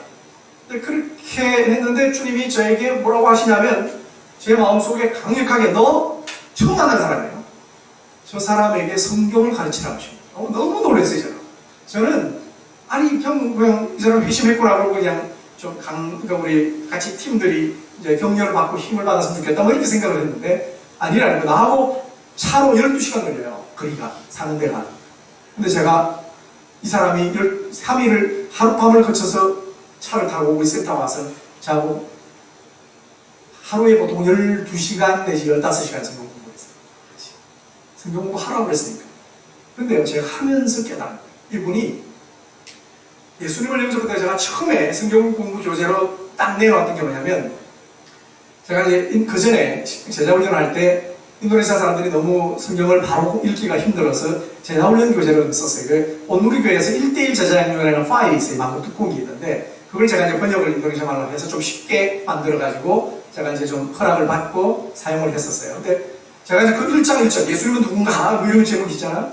그래서 제가 몇 장 몇 절을 보면 이렇게 해서 그러므로 예수님은 이런 분이다 이렇게 설명을 하니까 이분이 화를 바르게 내는 거예요. 제가 그때 이 사람 때문에 충격을 받았어요. 모슬렘인데 이게 바로 유단이 하는 시점. 또 한 번 놀랐어요. 내가 또 유단이냐? 왜 그러냐 그랬더니, 아니 성경 한 구절을 여기서 떼우고 눈을 떼우고 코를 떼우고 입을 떼우고 귀를 붙여가지고 이게 당신 사람들이 만든 신학을 만든 거예요. 그러니까 지금 대부분 선교사님들은요 제자훈련 교재를 쓰려고 해요. 선교사님. 근데 모슬렘들 지도자들이나 이 모슬렘들에게 이런 방식으로 접근하는 건 정말 아니라는 사실 제가 알았죠. 그럼 어떻게 되냐 그랬더니 텍스트 한 권에 생명이 있다는 거예요. 그러니까 마태복음 마태복음, 요한복음 요한복음 1장부터 마지막 절까지 하나의 생명력이 있어서 그걸 떼가지고 그러지 말고 전체를 통으로 읽어야 된다는 거예요. 그래서 지금 요한 3서도 지금 여러분들이 2절만 딱 하면은 그게 이제 이단이 하는 식 이렇게 되는 거예요. 모슬렘들은. 그죠? 전체 의미를 모르는 거예요. 그래가지고 제가 딱 말 듣는데 제가 충격을 받으면서도 감사했어요. 왜냐하면 제 전공이잖아요. 그게.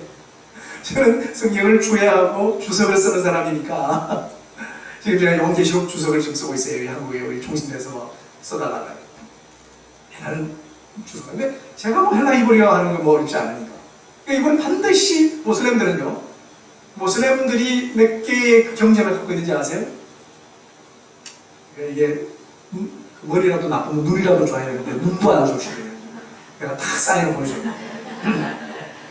사실은 책은 4권이에요. 그러니까 뭐 토라, 모세오경이라고 그러죠. 그게 자기 경전이에요. 그리고 시편, 자부르라고 해요. 그 다음에 그 인질, 아까 그 우리 일부에서 목사님 인질 인질 말씀하셨는데 신약은 인질이고 사복음서 사실 인질이에요. 인도네시아 인질 마티우스, 인질 요하네스 이렇게 해요. 그렇게 하고 그 다음에 코란이에요. 그러니까 코란이 4번째 그 경전이고요. 코란의 70~80% 내용이 신구약 내용이에요. 근데 코란은 그 신구약에 틀렸다고 생각하는 걸 짜집기를 했기 때문에 내용이 없어요. 줄거리가 없어요. 그러니까 코란만 읽는 사람은 헷갈려요. 뜻을 몰라. 지금도 평생 읽어도 몰라요. 그런데 신약을 읽으면 정리가 돼요. 그래서 신약 읽기 운동을 해요. 그래서 저희들이. 그러니까 경전이니까. 그래서 이분이 회계 지도자가 어떤 일을 하냐면, 이분은 이제 테러리스트 중에 테러리스트였고, 그 IS가 그 2014년도에 그 인도네시아를 향해서 이렇게 전쟁을 선포했잖아요. 그런 거 아세요? 잘 모르시죠? 알카이다는 웨스턴만 적이었어요. 근데 이 IS는 웨스턴이 적이지만 또 하나의 적은 뭐냐면 전 세계에서 지금 아랍 국가라고, 이슬람 국가라고 칭하는 나라가 60개국이에요. 그 중에 3개국을 제외한 이란, 이라크, 아프가니스탄 3개국을 제외한 57개국을 세속 무슬림 국가라고 보여요. 그 세속 무슬림 국가가 이슬람 나라를 오게 하는, 우리나라가 하나님 나라 같은 거예요. 하나님 나라를 오게 하는 그 가장 방해가 되는 것이고, 제일 왕초가 누구냐? 인도네시아예요. 그래서 인도네시아를 향해서 너희들 가만 안 두겠다. 전쟁 선포를 제일 일본어로 인도네시아를 했어. 그러니까 아예 국가적으로 전쟁 선포를 했으니까 대통령이 뭐예요? 그 얘기를 해야 될까요? 너 우리 건드리면 가만 안 둔다고 전쟁 선포를 했고, 국회의장도 전쟁 선포를 했어. 그리고 최고 울라마가 종교 문제니까 그 결정을 설명을 해줘야 될 거 아니에요. 최고 울라마가 3일 동안 이렇게 세미나를 했어요. 최고 지도자들. 근데 답이 안 나와. 어떻게 이걸 대응해야 될지 몰라. 마지막 날에 강사로 부르는 이분이에요. 유일하게 테러리스트 중에 살아남은 건 이분입니다. 그리고 알카에다 출신이니까 테러리스트 중에 그 그룹을 알잖아요. 알카에다가 꼬이기 때문에. 아예서. 이분이 그래. 성경에 보니까 대답할 것을 알지 못하면 성령께 기도하라고 했다. 성령이 같이 가르쳐준다고 했다. 그래서 자기가 올라가서 기도했대. 성령님, 제가 무슨 말 할지 잘 모르겠는데 올라가면 알려주세요. 그랬대. 딱 올라가서 이렇게 얘기했대요. 원리주의자에게 원리로 대항하는 것은 반드시 어려움을 당하니까 원리로 답하지 마십시오. 두 번째, 근본적으로 테러리스트를 없애려면 테러리스트를 죽이는 것으로도 모자라고, 알카에다를 10년 동안 서방이 죽였지만 오사마 빈 라덴이 딱 죽고 나자 1년도 안 돼서 IS 나오지 않았습니까? 저 IS 또 죽일 건데 죽이는 거 하나님 싫어하고, 사람 죽이는 거 하나님 싫어하는 거 내가 알고 내가 사람 많이 죽여봤기 때문에 아는데, 정말 이 테러를 근본적으로 없애는 방법은 지금 전 세계 모슬렘들이 매년마다 수정하고 있는 샤리아라고 하는 이슬람법이 있어요. 그 이슬람법을 업그레이드할 때 뭘 집어넣느냐? 예수 그리스도의 가르침을 집어넣으면 된다. 이렇게 있어요. 그게 무슨 말이냐면, 이분이 제가 이제 그 마태복음을 먼저 공부를 할 때 제가 산상수훈만 1년을 가르쳤어요. 산상수훈을 가르치면서 산상수훈을 다 외우게 했어요. 그러니까 성경책 안 들고 다녀도 머릿속에 다 들어가 있어요. 근데 이분이 딱 서가지고 마태복음 5장에 나와 있는 예수님에 대한 이야기. 예수님은 살인하지 말라고 했고, 심지어는 그 남을 욕하고 저주하는 것도 살인하는 것이라고 했고, 보복하지 말고 저주하지 말고 원수를 오히려 위해서 기도하고 원수를 사랑하라고 했다 라고 하는 얘기를 정확하게 신약을 인용하면서 예수님의 법을, 우리가 예수님을 24번째 선지자로 존경하지만, 여러분 잘 아세요? 예수님을 모슬렘들이 그렇게 존경하는 거 아세요? 기독교인들이 잘 오해하고 있는 것이, 모슬렘들은 예수님을 싫어한다고 생각해요. 그렇지 않아요. 기독교인을 싫어하는 이유는 딱 한 가지는 십자가 때문에. 십자가가 토라에 보면 십자가에 나무에 달린 자마다 저주받은 자라는데, 예수님을 자기들이 그렇게 존경하고 선지자로 존경하는데, 예수님을 기독교인들은 저주받은 자라고 얘기하기 때문에 그거 이해가 안 돼서 이게 싫어하는 것이지, 예수님을 정말 존중해요. 저는 모슬렘들에게 예수님 전도해서 예수님 영접하지 않는 사람 못 봤어요. 아직까지. 그러니까 그렇게 예수님을 잘 존중하는데, 우리가 그동안 왜 남을 죽이냐? 예수님의 법을 우리가 잊어버렸기 때문에. 그리고 신약 못 읽게 했지 않냐, 그동안. 신약을 읽어야 되고, 특히 예수님이 가르친 산상수훈은 외워야 돼요. 그리고 그 중에 남을, 원수를 사랑하라고 하는 이 메시지, 사랑의 메시지를 우리 샤리아법에 넣어야 됩니다. 예수님의 가르침을. 예수님의 가르침을 샤리아에 넣는 순간 테러리스트는 더 이상 무슬림이 아니다. 이해가 되세요? 접수되세요? 그래서 모든 울라마들이 기립박수를 해서 다 통과를 시켰어요. 그리고 2014년 11월 6일 날 이 9개의 IS 단체들에게 인도네시아 최고 무슬림들의 이야기로 이 사람이 대표가 돼서 파송을 했어요. 울라마가. IS 그룹들을 만나고 이렇게 샤리아법을 업그레이드하도록 하면서 우리가 함께 살아남아야. 당신들도 다 죽는다. 그래서 이 사람이 설득을 한 거예요. 우리 스팀도 다 죽었다. 너희들도 죽는다. 살아나려면 샤리아 업그레이드로 동참해라. 그러면 너희들도 살고 우리도 다 살고 다 살고. 지금 당신들이 이렇게 가면, 테러리스트를 계속하면 이슬람 다 망한다. 네, 이렇게 이제 설득을 한 거예요. 근데 가기 전에 저한테 와서 안수 기도를 해달라고 하더라고요. 왜냐면 가서 죽을 수 있다는 거예요. 어떻게 될지 모를 것 같고, 아마도 죽을 가능성이 많을 거다. 국가에 또 부탁을 받고 자기는 생명을 내어왔기 때문에 복음을 위해서라도 제가 복음을 전하를 한다고. 그렇게 얘기를 했는데 6개 그룹에 설득을 했대요. 그리고 강성 3개 그룹이 우리 발등을 찍는 거 아니냐.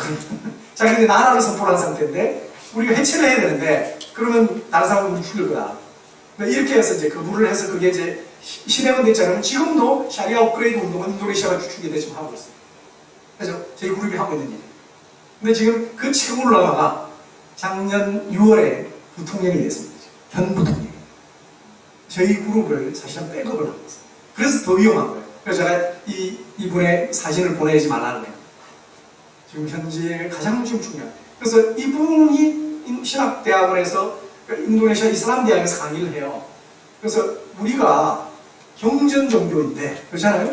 경전을 그렇게 존중하는 종교인데 그 경전을 신약을 못 읽게 만들어놨어요. 신약이 경전인데 신약을 못 읽게 만들어서 웃기잖아요. 그래서 신약을 읽어야만 예수님의 정신을 알 수 있고 그래야만 정말 우리가 바른 무슬림이 될 수 있다. 그래서 예수 안 믿는 무슬림 없다, 신약 읽지 않는 무슬림 없다라는 운동을 해요. 그러니까 젊은 신학자들이 이슬람 신학대학에서 데모를 한 거예요.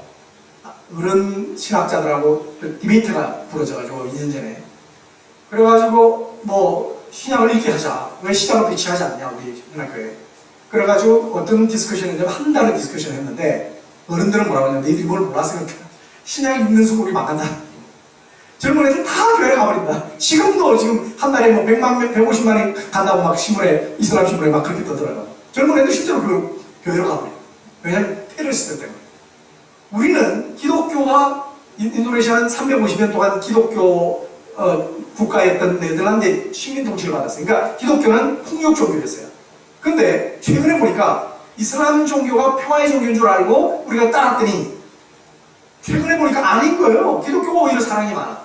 그러니까 젊은 애들이 도시로 나가가지고 시골에는 눈치 보고 이렇게 이제 그럴 수는 없고 도시로 나서 자기가 교회를 가버려요. 교회가 지금 뭐 붐이에요. 지금 야단이에요. 이제 그런데 그런 상황이고 근데 문제는 목사님들이 말씀을 모르잖아요. 근데 모슬렘들은 성경이 중요해요. 텍스트가 중요해요. 근데 텍스트를 모르는 목사님들이 막 축복 얘기만 하고 신사도 얘기, 운동 같은 게 많기 때문에 뭐 맨날 그 영광의 신앙만 그렇게 얘기를 하니까 정말 하나님의 보고 말씀을 듣고 싶었는데 이 젊은 이 모슬렘들이 굉장히 헷갈리는 거예요 지금. 그래서 제가 급히 목회자들에게 말씀을 가르치라고 하신 이유를 이제 알게 됩니다. 그래서 지금 목사님도 지금 빨리 와서 요한복음 가르쳐 달라는 거예요. 목사님들 빨리 배워서 전 도시대 이제 말씀을 가르쳐야 됩니다. 이제 그런 것들이 좀 있어서 지금 이분을 통해서 그러니까 정말 이분을 통해서 저는 텍스트 사역을 정말 해야 되겠다. 그리고 말씀을 쫙 배우면서요 토라와 이 신약을 배우면 토라하고 연결 다 되잖아요. 유대인들이 어떻게 잘못하는지 바리새인들이 뭐 어떻게 잘못 믿었는지 이제 다 나오는데 바리새인들과 99%가 이맘들하고 같대요. 이분 평가로. 그래서 예수님이 그렇게 바리새인들 싫어하는데 우리가 바로 바리새인하고 99%가 같아. 그러면 예수님이 지금도 싫어한다는 거 아니야. 빨리 회개해야 된다. 이분은 평생토록 남은 여생에 전 세계 이맘들을 전도하는 게 이분의 부르심이에요. 생명 내놓고 지금 하고 있어요. 이제 그런 일들이 있고 그래서 뭐 제가 무슬림에 대한 얘기는 말할 것도 없고 참 정말 그렇게 하는데 그렇게 하면서 자기 신학으로 그러니까 제가 말씀을 배우면서록 아랍식으로 그러니까 이슬람식으로 자기 신학을 자식하라 해서 무슬림들이 가르치는데요. 이분을 따르는 신학자들 이맘들이 1000명이 넘어요. 그래서 막 이 젊은 이맘들이요 그때 토론해가지고 졌다 그랬잖아요. 뭐 안 됐다 그랬잖아요. 63,000명이 사인을 해요. 종교승 장관에게 신약을 우리에게 출판하게 해달라. 1000권만 출판하게 해달라. 그래가지고 사인을 했는데 종교승 장관이 허락했어요. 나라는 어림도 없을 일인데 왜 그러냐? 이 부통령 대신 이 최고 울라마 이 사람 밀은 거예요. 야, 저거 좀 해줘라. 그리고 지금 신약이 다 그리고 신약 읽기 운동에 참여하고 있는 이맘들이 1000명이 넘는데요. 그 1000명이 이끄는 모슬렘들은 대부분 모슬렘들은 코란을 안 읽어요. 그리고 읽을 수도 없어요. 아랍을 잘 몰라요. 근데 이맘이 가르치는 대로 따르면 자기에게는 죄가 없어요. 이맘만 하나님께 하나, 알라시는데 하나 맞아. 그런 신학이 있어요. 그러니까 이맘이 전도가 되면 그냥 그 모든 성도로 전도된다고 보시면 돼요. 그러니까 이 1000명이 되는 지금 신약 읽기 운동에 들어와 있는 이맘들이 이끄는 회교도가 200만 명이 넘어요. 그래서 제가 그랬어요. 이분이 집도 없어요. 쫓겨나가지고 테러리스트 때 쿠웨이트에 몇천 명 학교 무슬림 학교 교장이었던 사람 쫓겨난 거예요. 저하고 사역한다고 쫓겨나가지고 맨날 매년마다 집을 이제 한 1, 200만 원 정도 해가지고 집을 연장을 내가 해주는 거예요. 선교비 내가 모아가지고 하고. 그래. 아이고, 한국 교회는 7만 명밖에 안 되는 교회도 뭐, 목사님이 뭐, 몇백억 움직이고 막 그러더만. 당신은 200만 명이 넘는 사람도 움직이는데 집 하나 없네. 예수님 같네. 제가 그랬어요. 그랬더니, 뭐, 그렇다고. 그래서 제가 그래요. 그럴 때마다 우리 함께 기도해보자고. 지난번에도 부산에서 내가 오늘 장모님한테 그랬어요. 제가 설교를 하고 나서 뭐, 한잔하자 그랬어요. 장모님, 참, 7만 명 된 목사님 굉장히 파워가 있던데 한국은 200만 명을 움직이는 핵심 지도자는 집도 하나도 없어요. 예수님하고 더 닮았네요. 그랬어요. 그랬더니 그분이 목사님 뭐 얼마나 됩니까? 그 200만 원만 있으면 되는데요. 300만 원 있으면 2년 연장할 수 있고 그러더니 아이고 300만이면 돈입니까? 빨리 부자 주세요. 그러니까 하나님 그렇게 역사합니다. 그러니까 제가 매번 하나님이 기적으로 그 사람의 집을 연장해 줘요. 제가 하나님이 함께 하시는 거. 그러니까 그런 얘기입니다. 그러니까 정말 이 교도를 가운데, 근데 이분이 지금 그 모슬렘 이슬람 대학에서 강의를 하다 보니까 이슬람 유학생들이 많아요. 동남아하고 저기 중동에서 인도네시아가 제일 강성이거든요. 그러니까 이슬람이 강하거든요. 그러니까 그러니까 태국 무슬림 지도자를 보면 태국으로 이 젊은 애가요 유학을 와가지고 이분이 강의가 너무 신선한 거예요. 가르침이 자기 우리 그 제일 높은 지도자들 가르침하고 다른 거예요. 그래서 이분을 매달 모시고 가는데 이 지도자들이 너무 좋아하는 거예요. 이분의 가르침. 그래서 지금 태국에요. 선교사님들이 쫙 깔려 있어도 이런 분들에게 접근이 안 돼요. 근데 우리는 그냥 바로 이분이 매달 가세요. 매달. 그러니까 이슬람 그 강성 태국 남부 지역에 있는 강성 무슬림들 최고 지도자들을 다 바꿔. 신약 운동이 들어와요. 예수 믿고 예수 믿지 않는 무슬림 없다. 또 하나 보면 재밌잖아요. 이제 이란 무슬림 유학생이 인도네시아에서 예수 믿고 뭐하고 그러세요? I know Jesus because I am Muslim. 이해가 되세요? 이게 가능하다는 거예요. 왜? 예수 믿지 않는 무슬림이 없으니까. 진짜 무슬림이냐? 예수 믿으라. 예수 믿지 않는 무슬림이 어디냐? 선지자를 거부하는 무슬림? 그러니까 근데 신약이 운동이 들어오기 때문에 이제 그게 그 예수님이 선지자만이 아니다. 하나님의 아들이다. 신약을 읽으면 예수님이 하나님의 아들이고 특별히 요한복음 예수 하나님의 아들. 그래서 사실 목사님 8월달에 왔으면 그 이맘 최고 이맘 제가 딱 앞에 앉을 거예요. 항상 앞에 앉아요. 목사님들 속에 딱 이렇게 딱 쓰고 와서 앉아있어요. 아마 나중에 그거 보실 거예요. 그래서 요한복음 굉장히 중요한 책이에요. 그래서 저희들 인도네시아 풀뿌리 모든 수백 명의 목회자들은 요한복음은 필수 과목이에요. 그래서 모든 과목 중에 요한복음은 반드시 배워요. 그리고 강의할 수 있어요. 모든 목회자. 그렇게 만들어놨어요. 그래서 지금 목사님만 기다리고 있어요. 요한복음이 쉬운 책이 아니거든요, 여러분. 무슨 들어볼 것 같지만. 그래서 하여튼 그렇게 해서 이 목회자들에게, 인도네시아 목회자들에게도 말씀이 시급하다는 사실을 제가 알고, 정말 이 선교 현장에서 진리 선교, 텍스트 선교를 해요. 제가 우리 후배 선교사들에게도 모든 방법으로 한 틈 정도는 문화적인 접근을 해야 되잖아요. 전략적인 접근이 필요하지만, 언어 극복하고 문화 극복하고 나서 사형리 수준으로 제자훈련 수준으로 사람이 안 바뀝니다. 텍스트를 보게 해요. 특히 무슬림들은 텍스트는 하나님의 말씀이잖아요. 텍스트는 무슬림 아직 회심하지 않아도 싸울 이유가 하나도 없어요. 말씀 앞에서는 침묵이에요. 아멘이에요. 그냥 그 말씀이 진실만 확인돼요. 그러니까 텍스트로 접근하면 돼요. 근데 대부분 선교사님들이 텍스트를 다룰 수 있는 선교사가 거의 없어요. 그래서 지금 제가 기도하는 것은 선교단체, 선교훈련원들이 많은데 지금 말씀을 가르치는 데가 거의 없어요. 맨날 전략만 가르쳐요. 그래서 선교학에서 플로에서 제가 가서 학장한테 제가 그 건의를 했잖아요. 왜 말씀을 안 가르치냐? 선교학만 플로가 가르치냐? 근데 학장이 지난 3년 동안 고민을 하다가 올해 결정했습니다. 자기들도 이게 너무 전략적으로 가보니까 선교학이 잘못됐다. 선교학과 신학을 합치기로 하고 그래서 통합했어요. 그러니까 플로에서는 그걸 인지하고 있는데 한국은 지금 선교단체들도 이해를 못하고 선교사들도 이해를 못하고 저 혼자 외롭게 외치는데 잘 모르는 것 같아요. 근데 목사님은 이해를 하세요. 목사님은 딱 제가 첫 마디에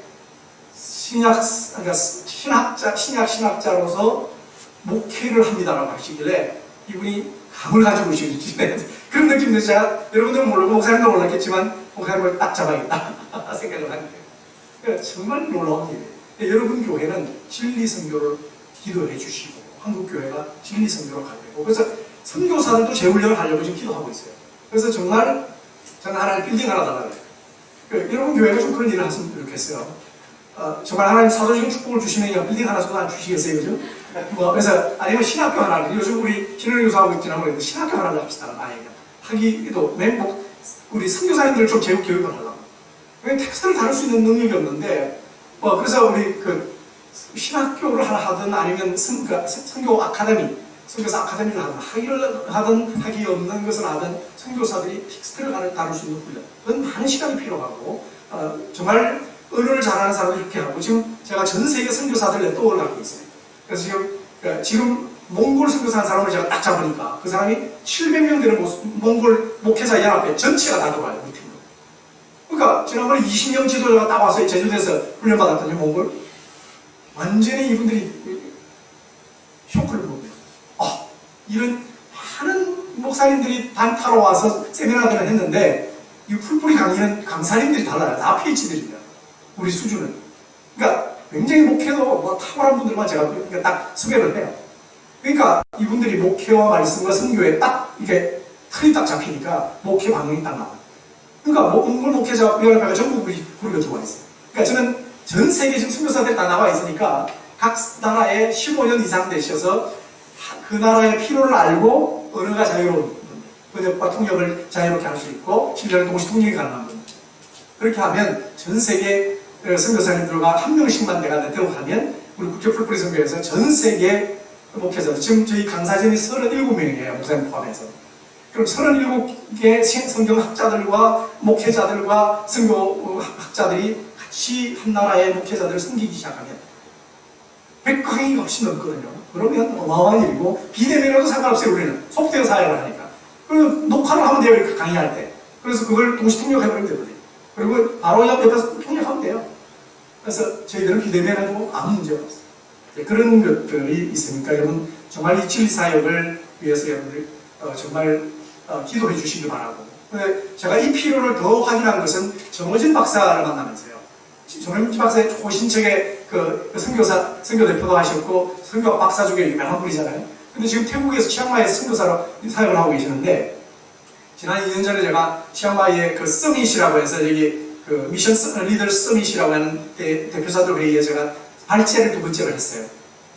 그랬더니 이분이 저하고 같이 이제 교제를 했으면 좋겠다고 사진 좀 찍었어요. 이게 그다음 보세요. 네. 이분이 노학자이면서 선교사로 평생 자기도 지금 당신도 지금 어제 오늘 아침도 저한테 카톡을 받더라고요. 지금 어디 계십니까? 그랬더니 치앙마이에 계신다고 그러시더라고요. 아직도 계시는 거예요. 그래서 제가 한국에 들어왔으면 저 같이 교제 좀 하려고 했습니다. 그랬더니 제가 우리 풀뿌리 강사로 지금 같이 하고 싶어 하셨어요. 제가 아직 명단은 안 넣었지만 우리 목사님 문제예요. 아직 이거 한번 지금 교수 요원으로 제가 이제 한번 말씀을 드리려고. 근데 이분이 뭐라고 평생 고신 선교부의 선교사님들에게 말씀하시냐면 이 옆에 계신 분이 저하고 방을 같이 썼던 분이에요. 선교사님. 정호진 박사가 평생 우리 후배 선교사들에게 했던 말이 이 선교사님한테 이루어졌어요. 그래서 무슨 말이에요? 그랬더니 이 선교사님이 후배 선교사님들에게 선교사들이 왜 선교학 박사를 하냐? 선교를 하면 선교학 박사지. 선교사는 성경신학 박사를 해. 말씀의 박사가 돼야지. 근데 선교사님은 영국에서 PhD를 했잖아요. 성경신학으로. 그런 얘기를 하는 거예요. 그래서 꼭 만나야 된다. 그래서 제가 사진을 같이 찍자고. 그래서 목사님이 저를 보시더니 제 사역하는 걸 쭉 들어보시더니 같이 사역을 독려를 했으면 좋겠다고 좀 그렇게 말씀을 하시더라고요. 그러니까 제가 이 노선교학자의 그 이야기를 들으면서 주님의 마음은 역시 그렇구나. 플러도 그랬고 선교를 아는 사람들은 진리 선교를 해야 된다는 사실. 그러니까 요즘 너무 선교학이 발전해서 오히려 선교사님 여러분들이 막 선교를 분별을 잘 못하세요. 그러니까 여러분은 이미 진리를 배우고 있고 말씀을 배우고 계신데 선교지에서 말씀이 가르치시는 데까지 선교가도록 기도하셔야 돼요. 그래서 선교사님들 오시면 진리 선교하십시오라고 막 푸신하지 마시고 기도해 주세요. 저분이 말씀 텍스트까지 가르치는 데까지 나아갈 수 있도록. 초기 5년, 10년까지는 제가 충분히 이해해요. 접근을 해야 되니까. 근데 10년, 20년, 15년 넘어가면 정말 그들에게 텍스트로 승부로 가야 됩니다. 그래서 진검승부는 말씀이다. 성령의 검은 뭐예요? 하나님의 말씀이잖아요. 그죠? 이제 그렇게 진검승부를 할 수 있는 그런 축복이 있고 말씀 전문가로서 에스라 같은 그런 선교사가 많이 세워져야 되고 이 일을 위해서 말씀 아카데미 설립, 에스라 선교 아카데미 이런 것을 좀 설립했으면 좋겠고 저는 우리 정 목사님이 좀 이렇게 그 일에 한국에서 좀 앞장설 수 있으면 좋겠다. 선교단체도 좀 하고 계시니까 같이 연합해서 이런 일이 벌어지고, 여러분 교회에 하나님 좀 재정을 쏟아부어주시면 여러분 교회가 좀 기축 통화가 되시고 기축 이제 베이스가 되시고 교회들이 뭐 연합하면 되잖아요. 그렇게 해서 이제 해서, 근데 제가 마지막에 결론적으로 말씀드리고 싶은 게, 조영기 목사님이 인도네시아를 제가 가거든요. 23년 전에 들어갔을 때 인도네시아 목사님들이 한국에 목사님은 딱 한 분밖에 없다는 거예요. 조용기라고. 교회는 딱 한국에 하나밖에 없어. 여의도 풀가스펠 처치 뭐 이렇게 하면 제가 충격을 받았다는 거 아닙니까? 나는 뭐냐? 나도 목사고 선교사인데. 내가 그것도 너무 충격이었어요. 충격이고. 그래서 오죽하면 제가 조영기 목사님 설교 20권으로 돼 있더라고요. 그러니까 21권인데 하나는 목차니까 설교집을 제가 다 구입했다는 거예요. 왜냐면 이분 인도네시아 목사들이 너무 좋아하니까. 그래서 조영기 목사님 이렇게 설교했다 그러면 그냥 까르르 넘어가니까. 그리고 제가 이제 조영기 목사님에게 그 목사님이 워낙 능력이 많아 나타났고요. 인도네시아 목사님들에게 너무 파워풀했었어요. 그러니까 선교에 굉장히 전초 기질 역할을 잘 하셨는데, 저는 이분이 좀 텍스트 사역을 제대로 했었으면 하는 아쉬움이 있어요. 이 본문이 특히 2절 본문을 가지고 이분이 3박자구원 4차원 형성의 베이스를 구축을 하신 거거든요. 여러분, 이제까지는 많은 교회들이 영적인 축복만 강조했습니다. 예배 참석하고 여러분 뭐 이렇게 예배 잘 드리고 뭐 이렇게 헌금 잘하면 축복받습니다라고 이제 영적인 축복만 강조했지만, 하나님의 성경에서는 범사의 축복도 얘기하셨고 건강의 축복 말씀하셨습니다. 여러분, 건강에 아픈 사람이 있습니까? 손 대십시오. 기도하시면 치유 현상도 있어요. 그러니까 막 한국의 엄청난 역사. 근데 맞죠? 너무 맞는 말이죠. 근데 사람들이요, 이 세 가지를, 그러니까 영적 축복 하나만 강조하다가 세 가지를 놓고 동등하게 얘기했을 때, 처음에는 뭐 있나보다 그러다가 사람들이 어디를 쫓겠어요? 건강 회복되는 길을 더 축복하고 물질의 축복, 범사의 축복 받기를 더 추구해서 그쪽으로 막 가는데, 그게 영광신학으로 가요. 인도네시아는 아예 이게 신사도주의 운동에 아예 돌아버려서 지금 큰 교회들은 거의 대부분 목사님들이 신사도주의 운동에 빠져있어요. 잘 아시죠, 여러분? 신사도주의. 그러니까 하여튼, 그러니까 제가 아주 쉽게 얘기하면, 우리 정 목사님이 아파요. 그러면 병원에 입원을 했잖아요. 그럼 여러분 알려주세요, 안 돼요? 알려주잖아요. 그럼 위로도 해주시고 기도도 하시겠죠? 근데 인도네시아 목사들은 안 알려줘요. 비밀이에요. 목사님이 아픈 건 있을 수 없는 거야. 하나님이 축복을 하셨는데 어떻게 아프냐? 얼마나 뭘 잘못했으면. 그러니까 이게 의뢰가 안 되는 거예요. 가난한 사람들이 가난하다고 말을 못해. 얼마나 축복을 못 받았으면 가난하고 있냐. 그래서 제가 인도네시아 목사님, 제가 10,000명 목회하시는 목사님들 거의 다 만나서 제가 통역을 다 해봤어요. 근데 그분들하고는 제가 참 힘들어요. 항상 핸드폰 중에 가장 앞선 거를 선물을 받으셔요. 근데 저한테 이렇게 얘기를 해요. 근데 저 편도 옛날 폰을 갖고 한 7년 된 핸드폰을 갖고 있다 그러면, 이게 선교사인 저 사람이 얼마나 축복을 받아. 그러니까 대화가 안 되는 거예요. 그러니까 가까이 안 해, 나 같은 사람. 이해가 되세요? 그러니까 그런 분위기가 형성이 되고, 그러니까 교회에서 약한 자와 가난한 자가 조금도 존중받지 않는 그런 신앙이 되고요.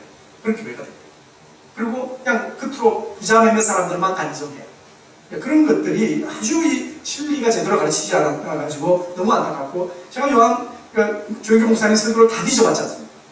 다 살펴봤는데, 요한사무서 이렇게 중요한 신학적인 베이스를 가진 요한사무서 2절에 대한 주의 분석을 한 적이 없어요.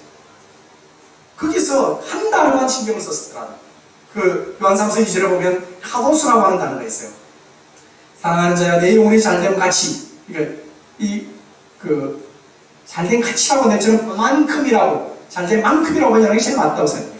이 카도스라고 하는 기준을 나타내는 전치사하고, as 아니면 in proportion as, 그의 만큼 따라서 이런 게 있는 거예요. 기준을 두고. 그러니까 영적인 축복이 잘 되고 하나님 말씀을 순종하는 것에 따라서, 그렇죠? 구약과 동일하잖아요, 그렇죠? 말씀을 잘 지키면 축복이 임한다고 했던 것과 똑같은, 구약과 신약이 통일이 되거든요.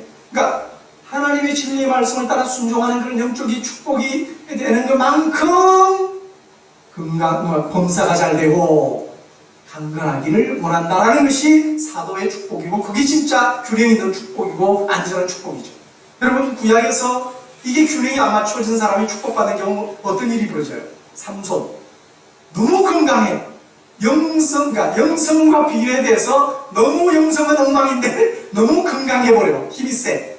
그래서 어떤 일이 벌어져요? 비참한 인생이 되버리죠. 그리고 솔로몬이 초기에는 영성과 좀 밸런스를 좀 갖추는가다가 너무 부요해. 그래서 밸런스가 무너지는 순간 나라가 두 조각이 되어지는 그런 안타까운 역사. 솔로몬 시대부터 기울어져 버리죠. 그러니까 이게요, 저와 여러분들이 살고 보면 지금 한국 교회가 비슷한 꼴로 가요. 너무 잘 살아, 한국을 보니까. 가난해요. 그래도 다 차가 있어. 우리는 차가 없어가지고 지금 모닝 하나 빌리는데 얼마냐 하고. 이 차가 지금 제 차가 퍼져가지고 이제 근근히 와서 기도하고 왔어요. 차 운행하지 말래요.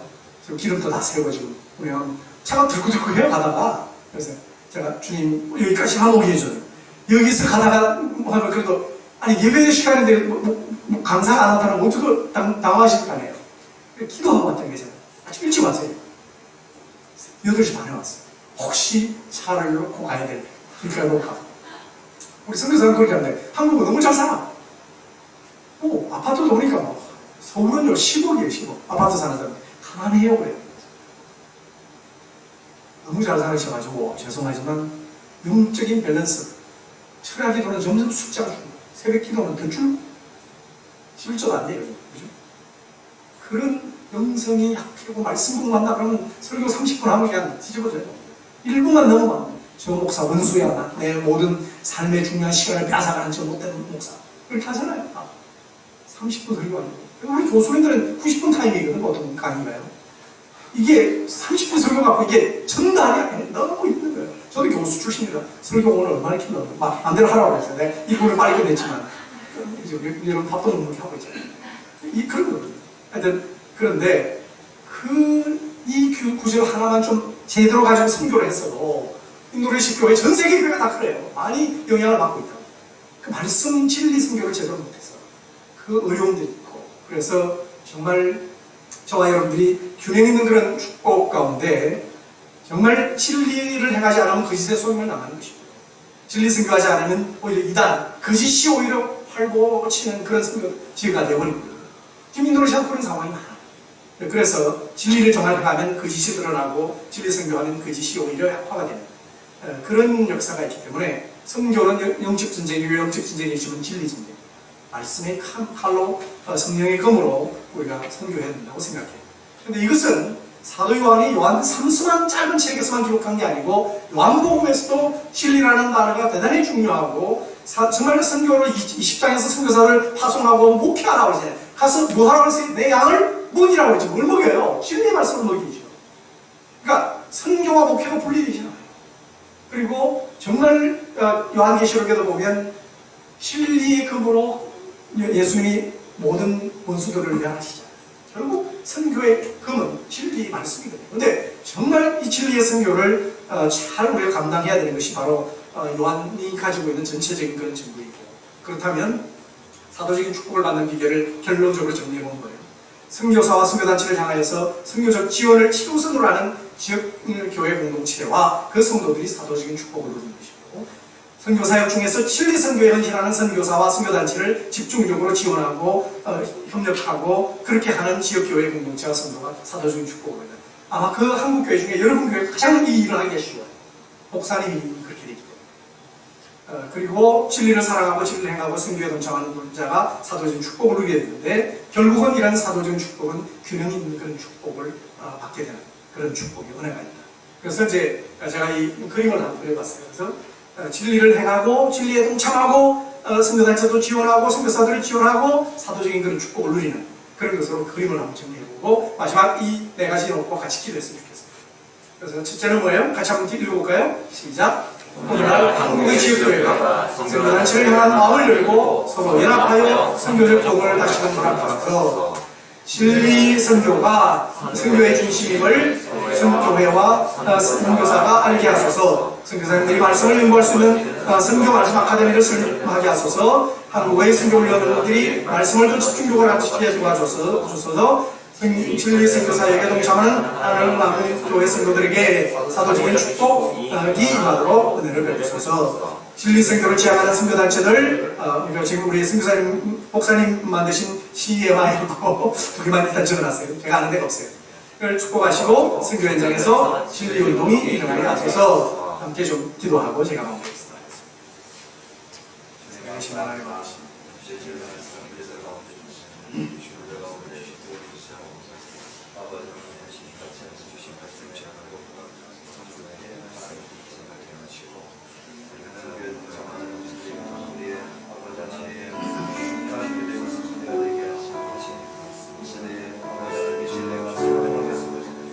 그러하신 하나님, 부족한 종이 부족한 입술로 하나님의 말씀을 대언했습니다. 주의 성령께서 모든 성도들 마음 가운데 이 말씀이 잘 심겨져서 30배, 60배, 100배의 결실을 맺게 하시고 하나나무 교회의 아름다운 열매로 나타나는 놀라운 역사가 있게 되기를 소원합니다. 주께서 함께 하실 줄 믿고 감사를 드리며 거룩하신 예수님 이름으로 기도드리옵나이다. 아멘.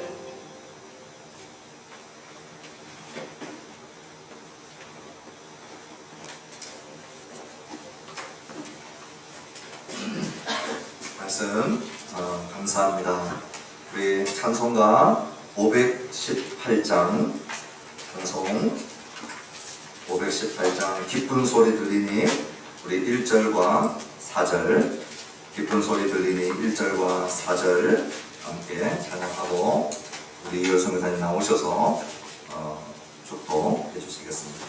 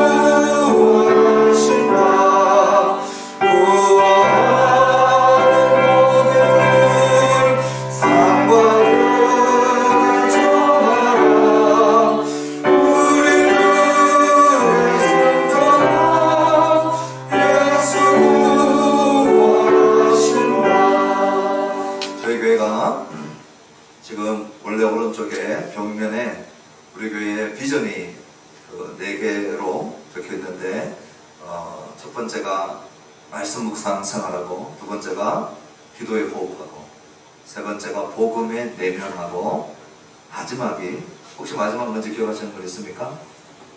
크게 선교적 존재가 마지막이었습니다.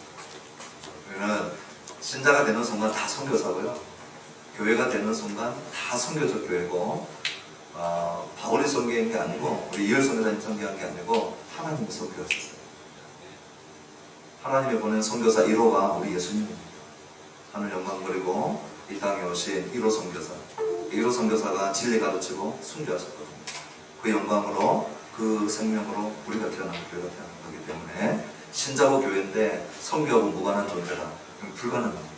네모난 세모 얘기하는 것보다 더 모순된 얘기고, 그래서 우리가 오늘 말씀 들으면서 우리 평상시 예배보다는 길어졌지만 그 선교사님이 전하려고 하는 메시지들 듣고 또 이런 얘기들 하면 이렇게 여러 가지로 생각하는데 우리가 그 진정성을 우리가 받아들이고, 저는 말씀 들으면서 우리 주일학교 아이들, 중고등부, 청년대학부, 우리 5개 셀, 우리 이 말씀에 우리가 반응하면서 우리 안에 구체적으로 선교사님들과 연결되어지고 또 우리가 할 수 있는 그런 결단들도 했으면 좋겠다, 그 마음 들었고, 그리고 우리 하늘나무 교회의 우리 비전 중에 하나가 바이블 센터지 않습니까? 우리가 기독교 탐사 CDL의 사회 끝나고 나면 신약 통독, 구약 통독 끝나고 나면 마지막 방이 성경 66권을 가르치는 바이블 센터를 만들어서 선교사님도 모시고 우리 한국교회 목사님들도 모시고 또 말씀 66권을 배우기 원하시는 분들 우리가 모시고 그러한 센터가 있으면 좋겠다 그랬는데 자꾸 우리 보고 지으라고 하니까 지으면 좋겠습니다. 엄청 많이 아멘하셨어요. 예, 사도적 축복과 함께 사도들 앞에서 거짓말하면 안 되기 때문에 우리가 큰 책임감을 가지고 너무 기쁜 거룩한 부담인 줄 믿습니다. 우리 이제 성교사님 나오셔서 축제를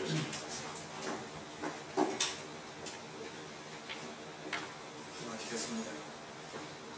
이제는 길이요 진리요 생명 되신 우리 주 예수 그리스도의 은혜와 하나님 아버지의 무한하신 사랑하심과 성령님의 위로하시며 회복하시며 진리 증거케 하시는 은사가 오늘 주의 말씀을 듣는 모든 성도들과 하늘나무 교회 머리 위에 또 한국교회와 인도네시아 교회와 전 세계 주의 백성들 머리 위에 또 믿지 않는 모든 모슬림들 머리 위에 이제로부터 영원토록 함께 있을지어다. 아멘.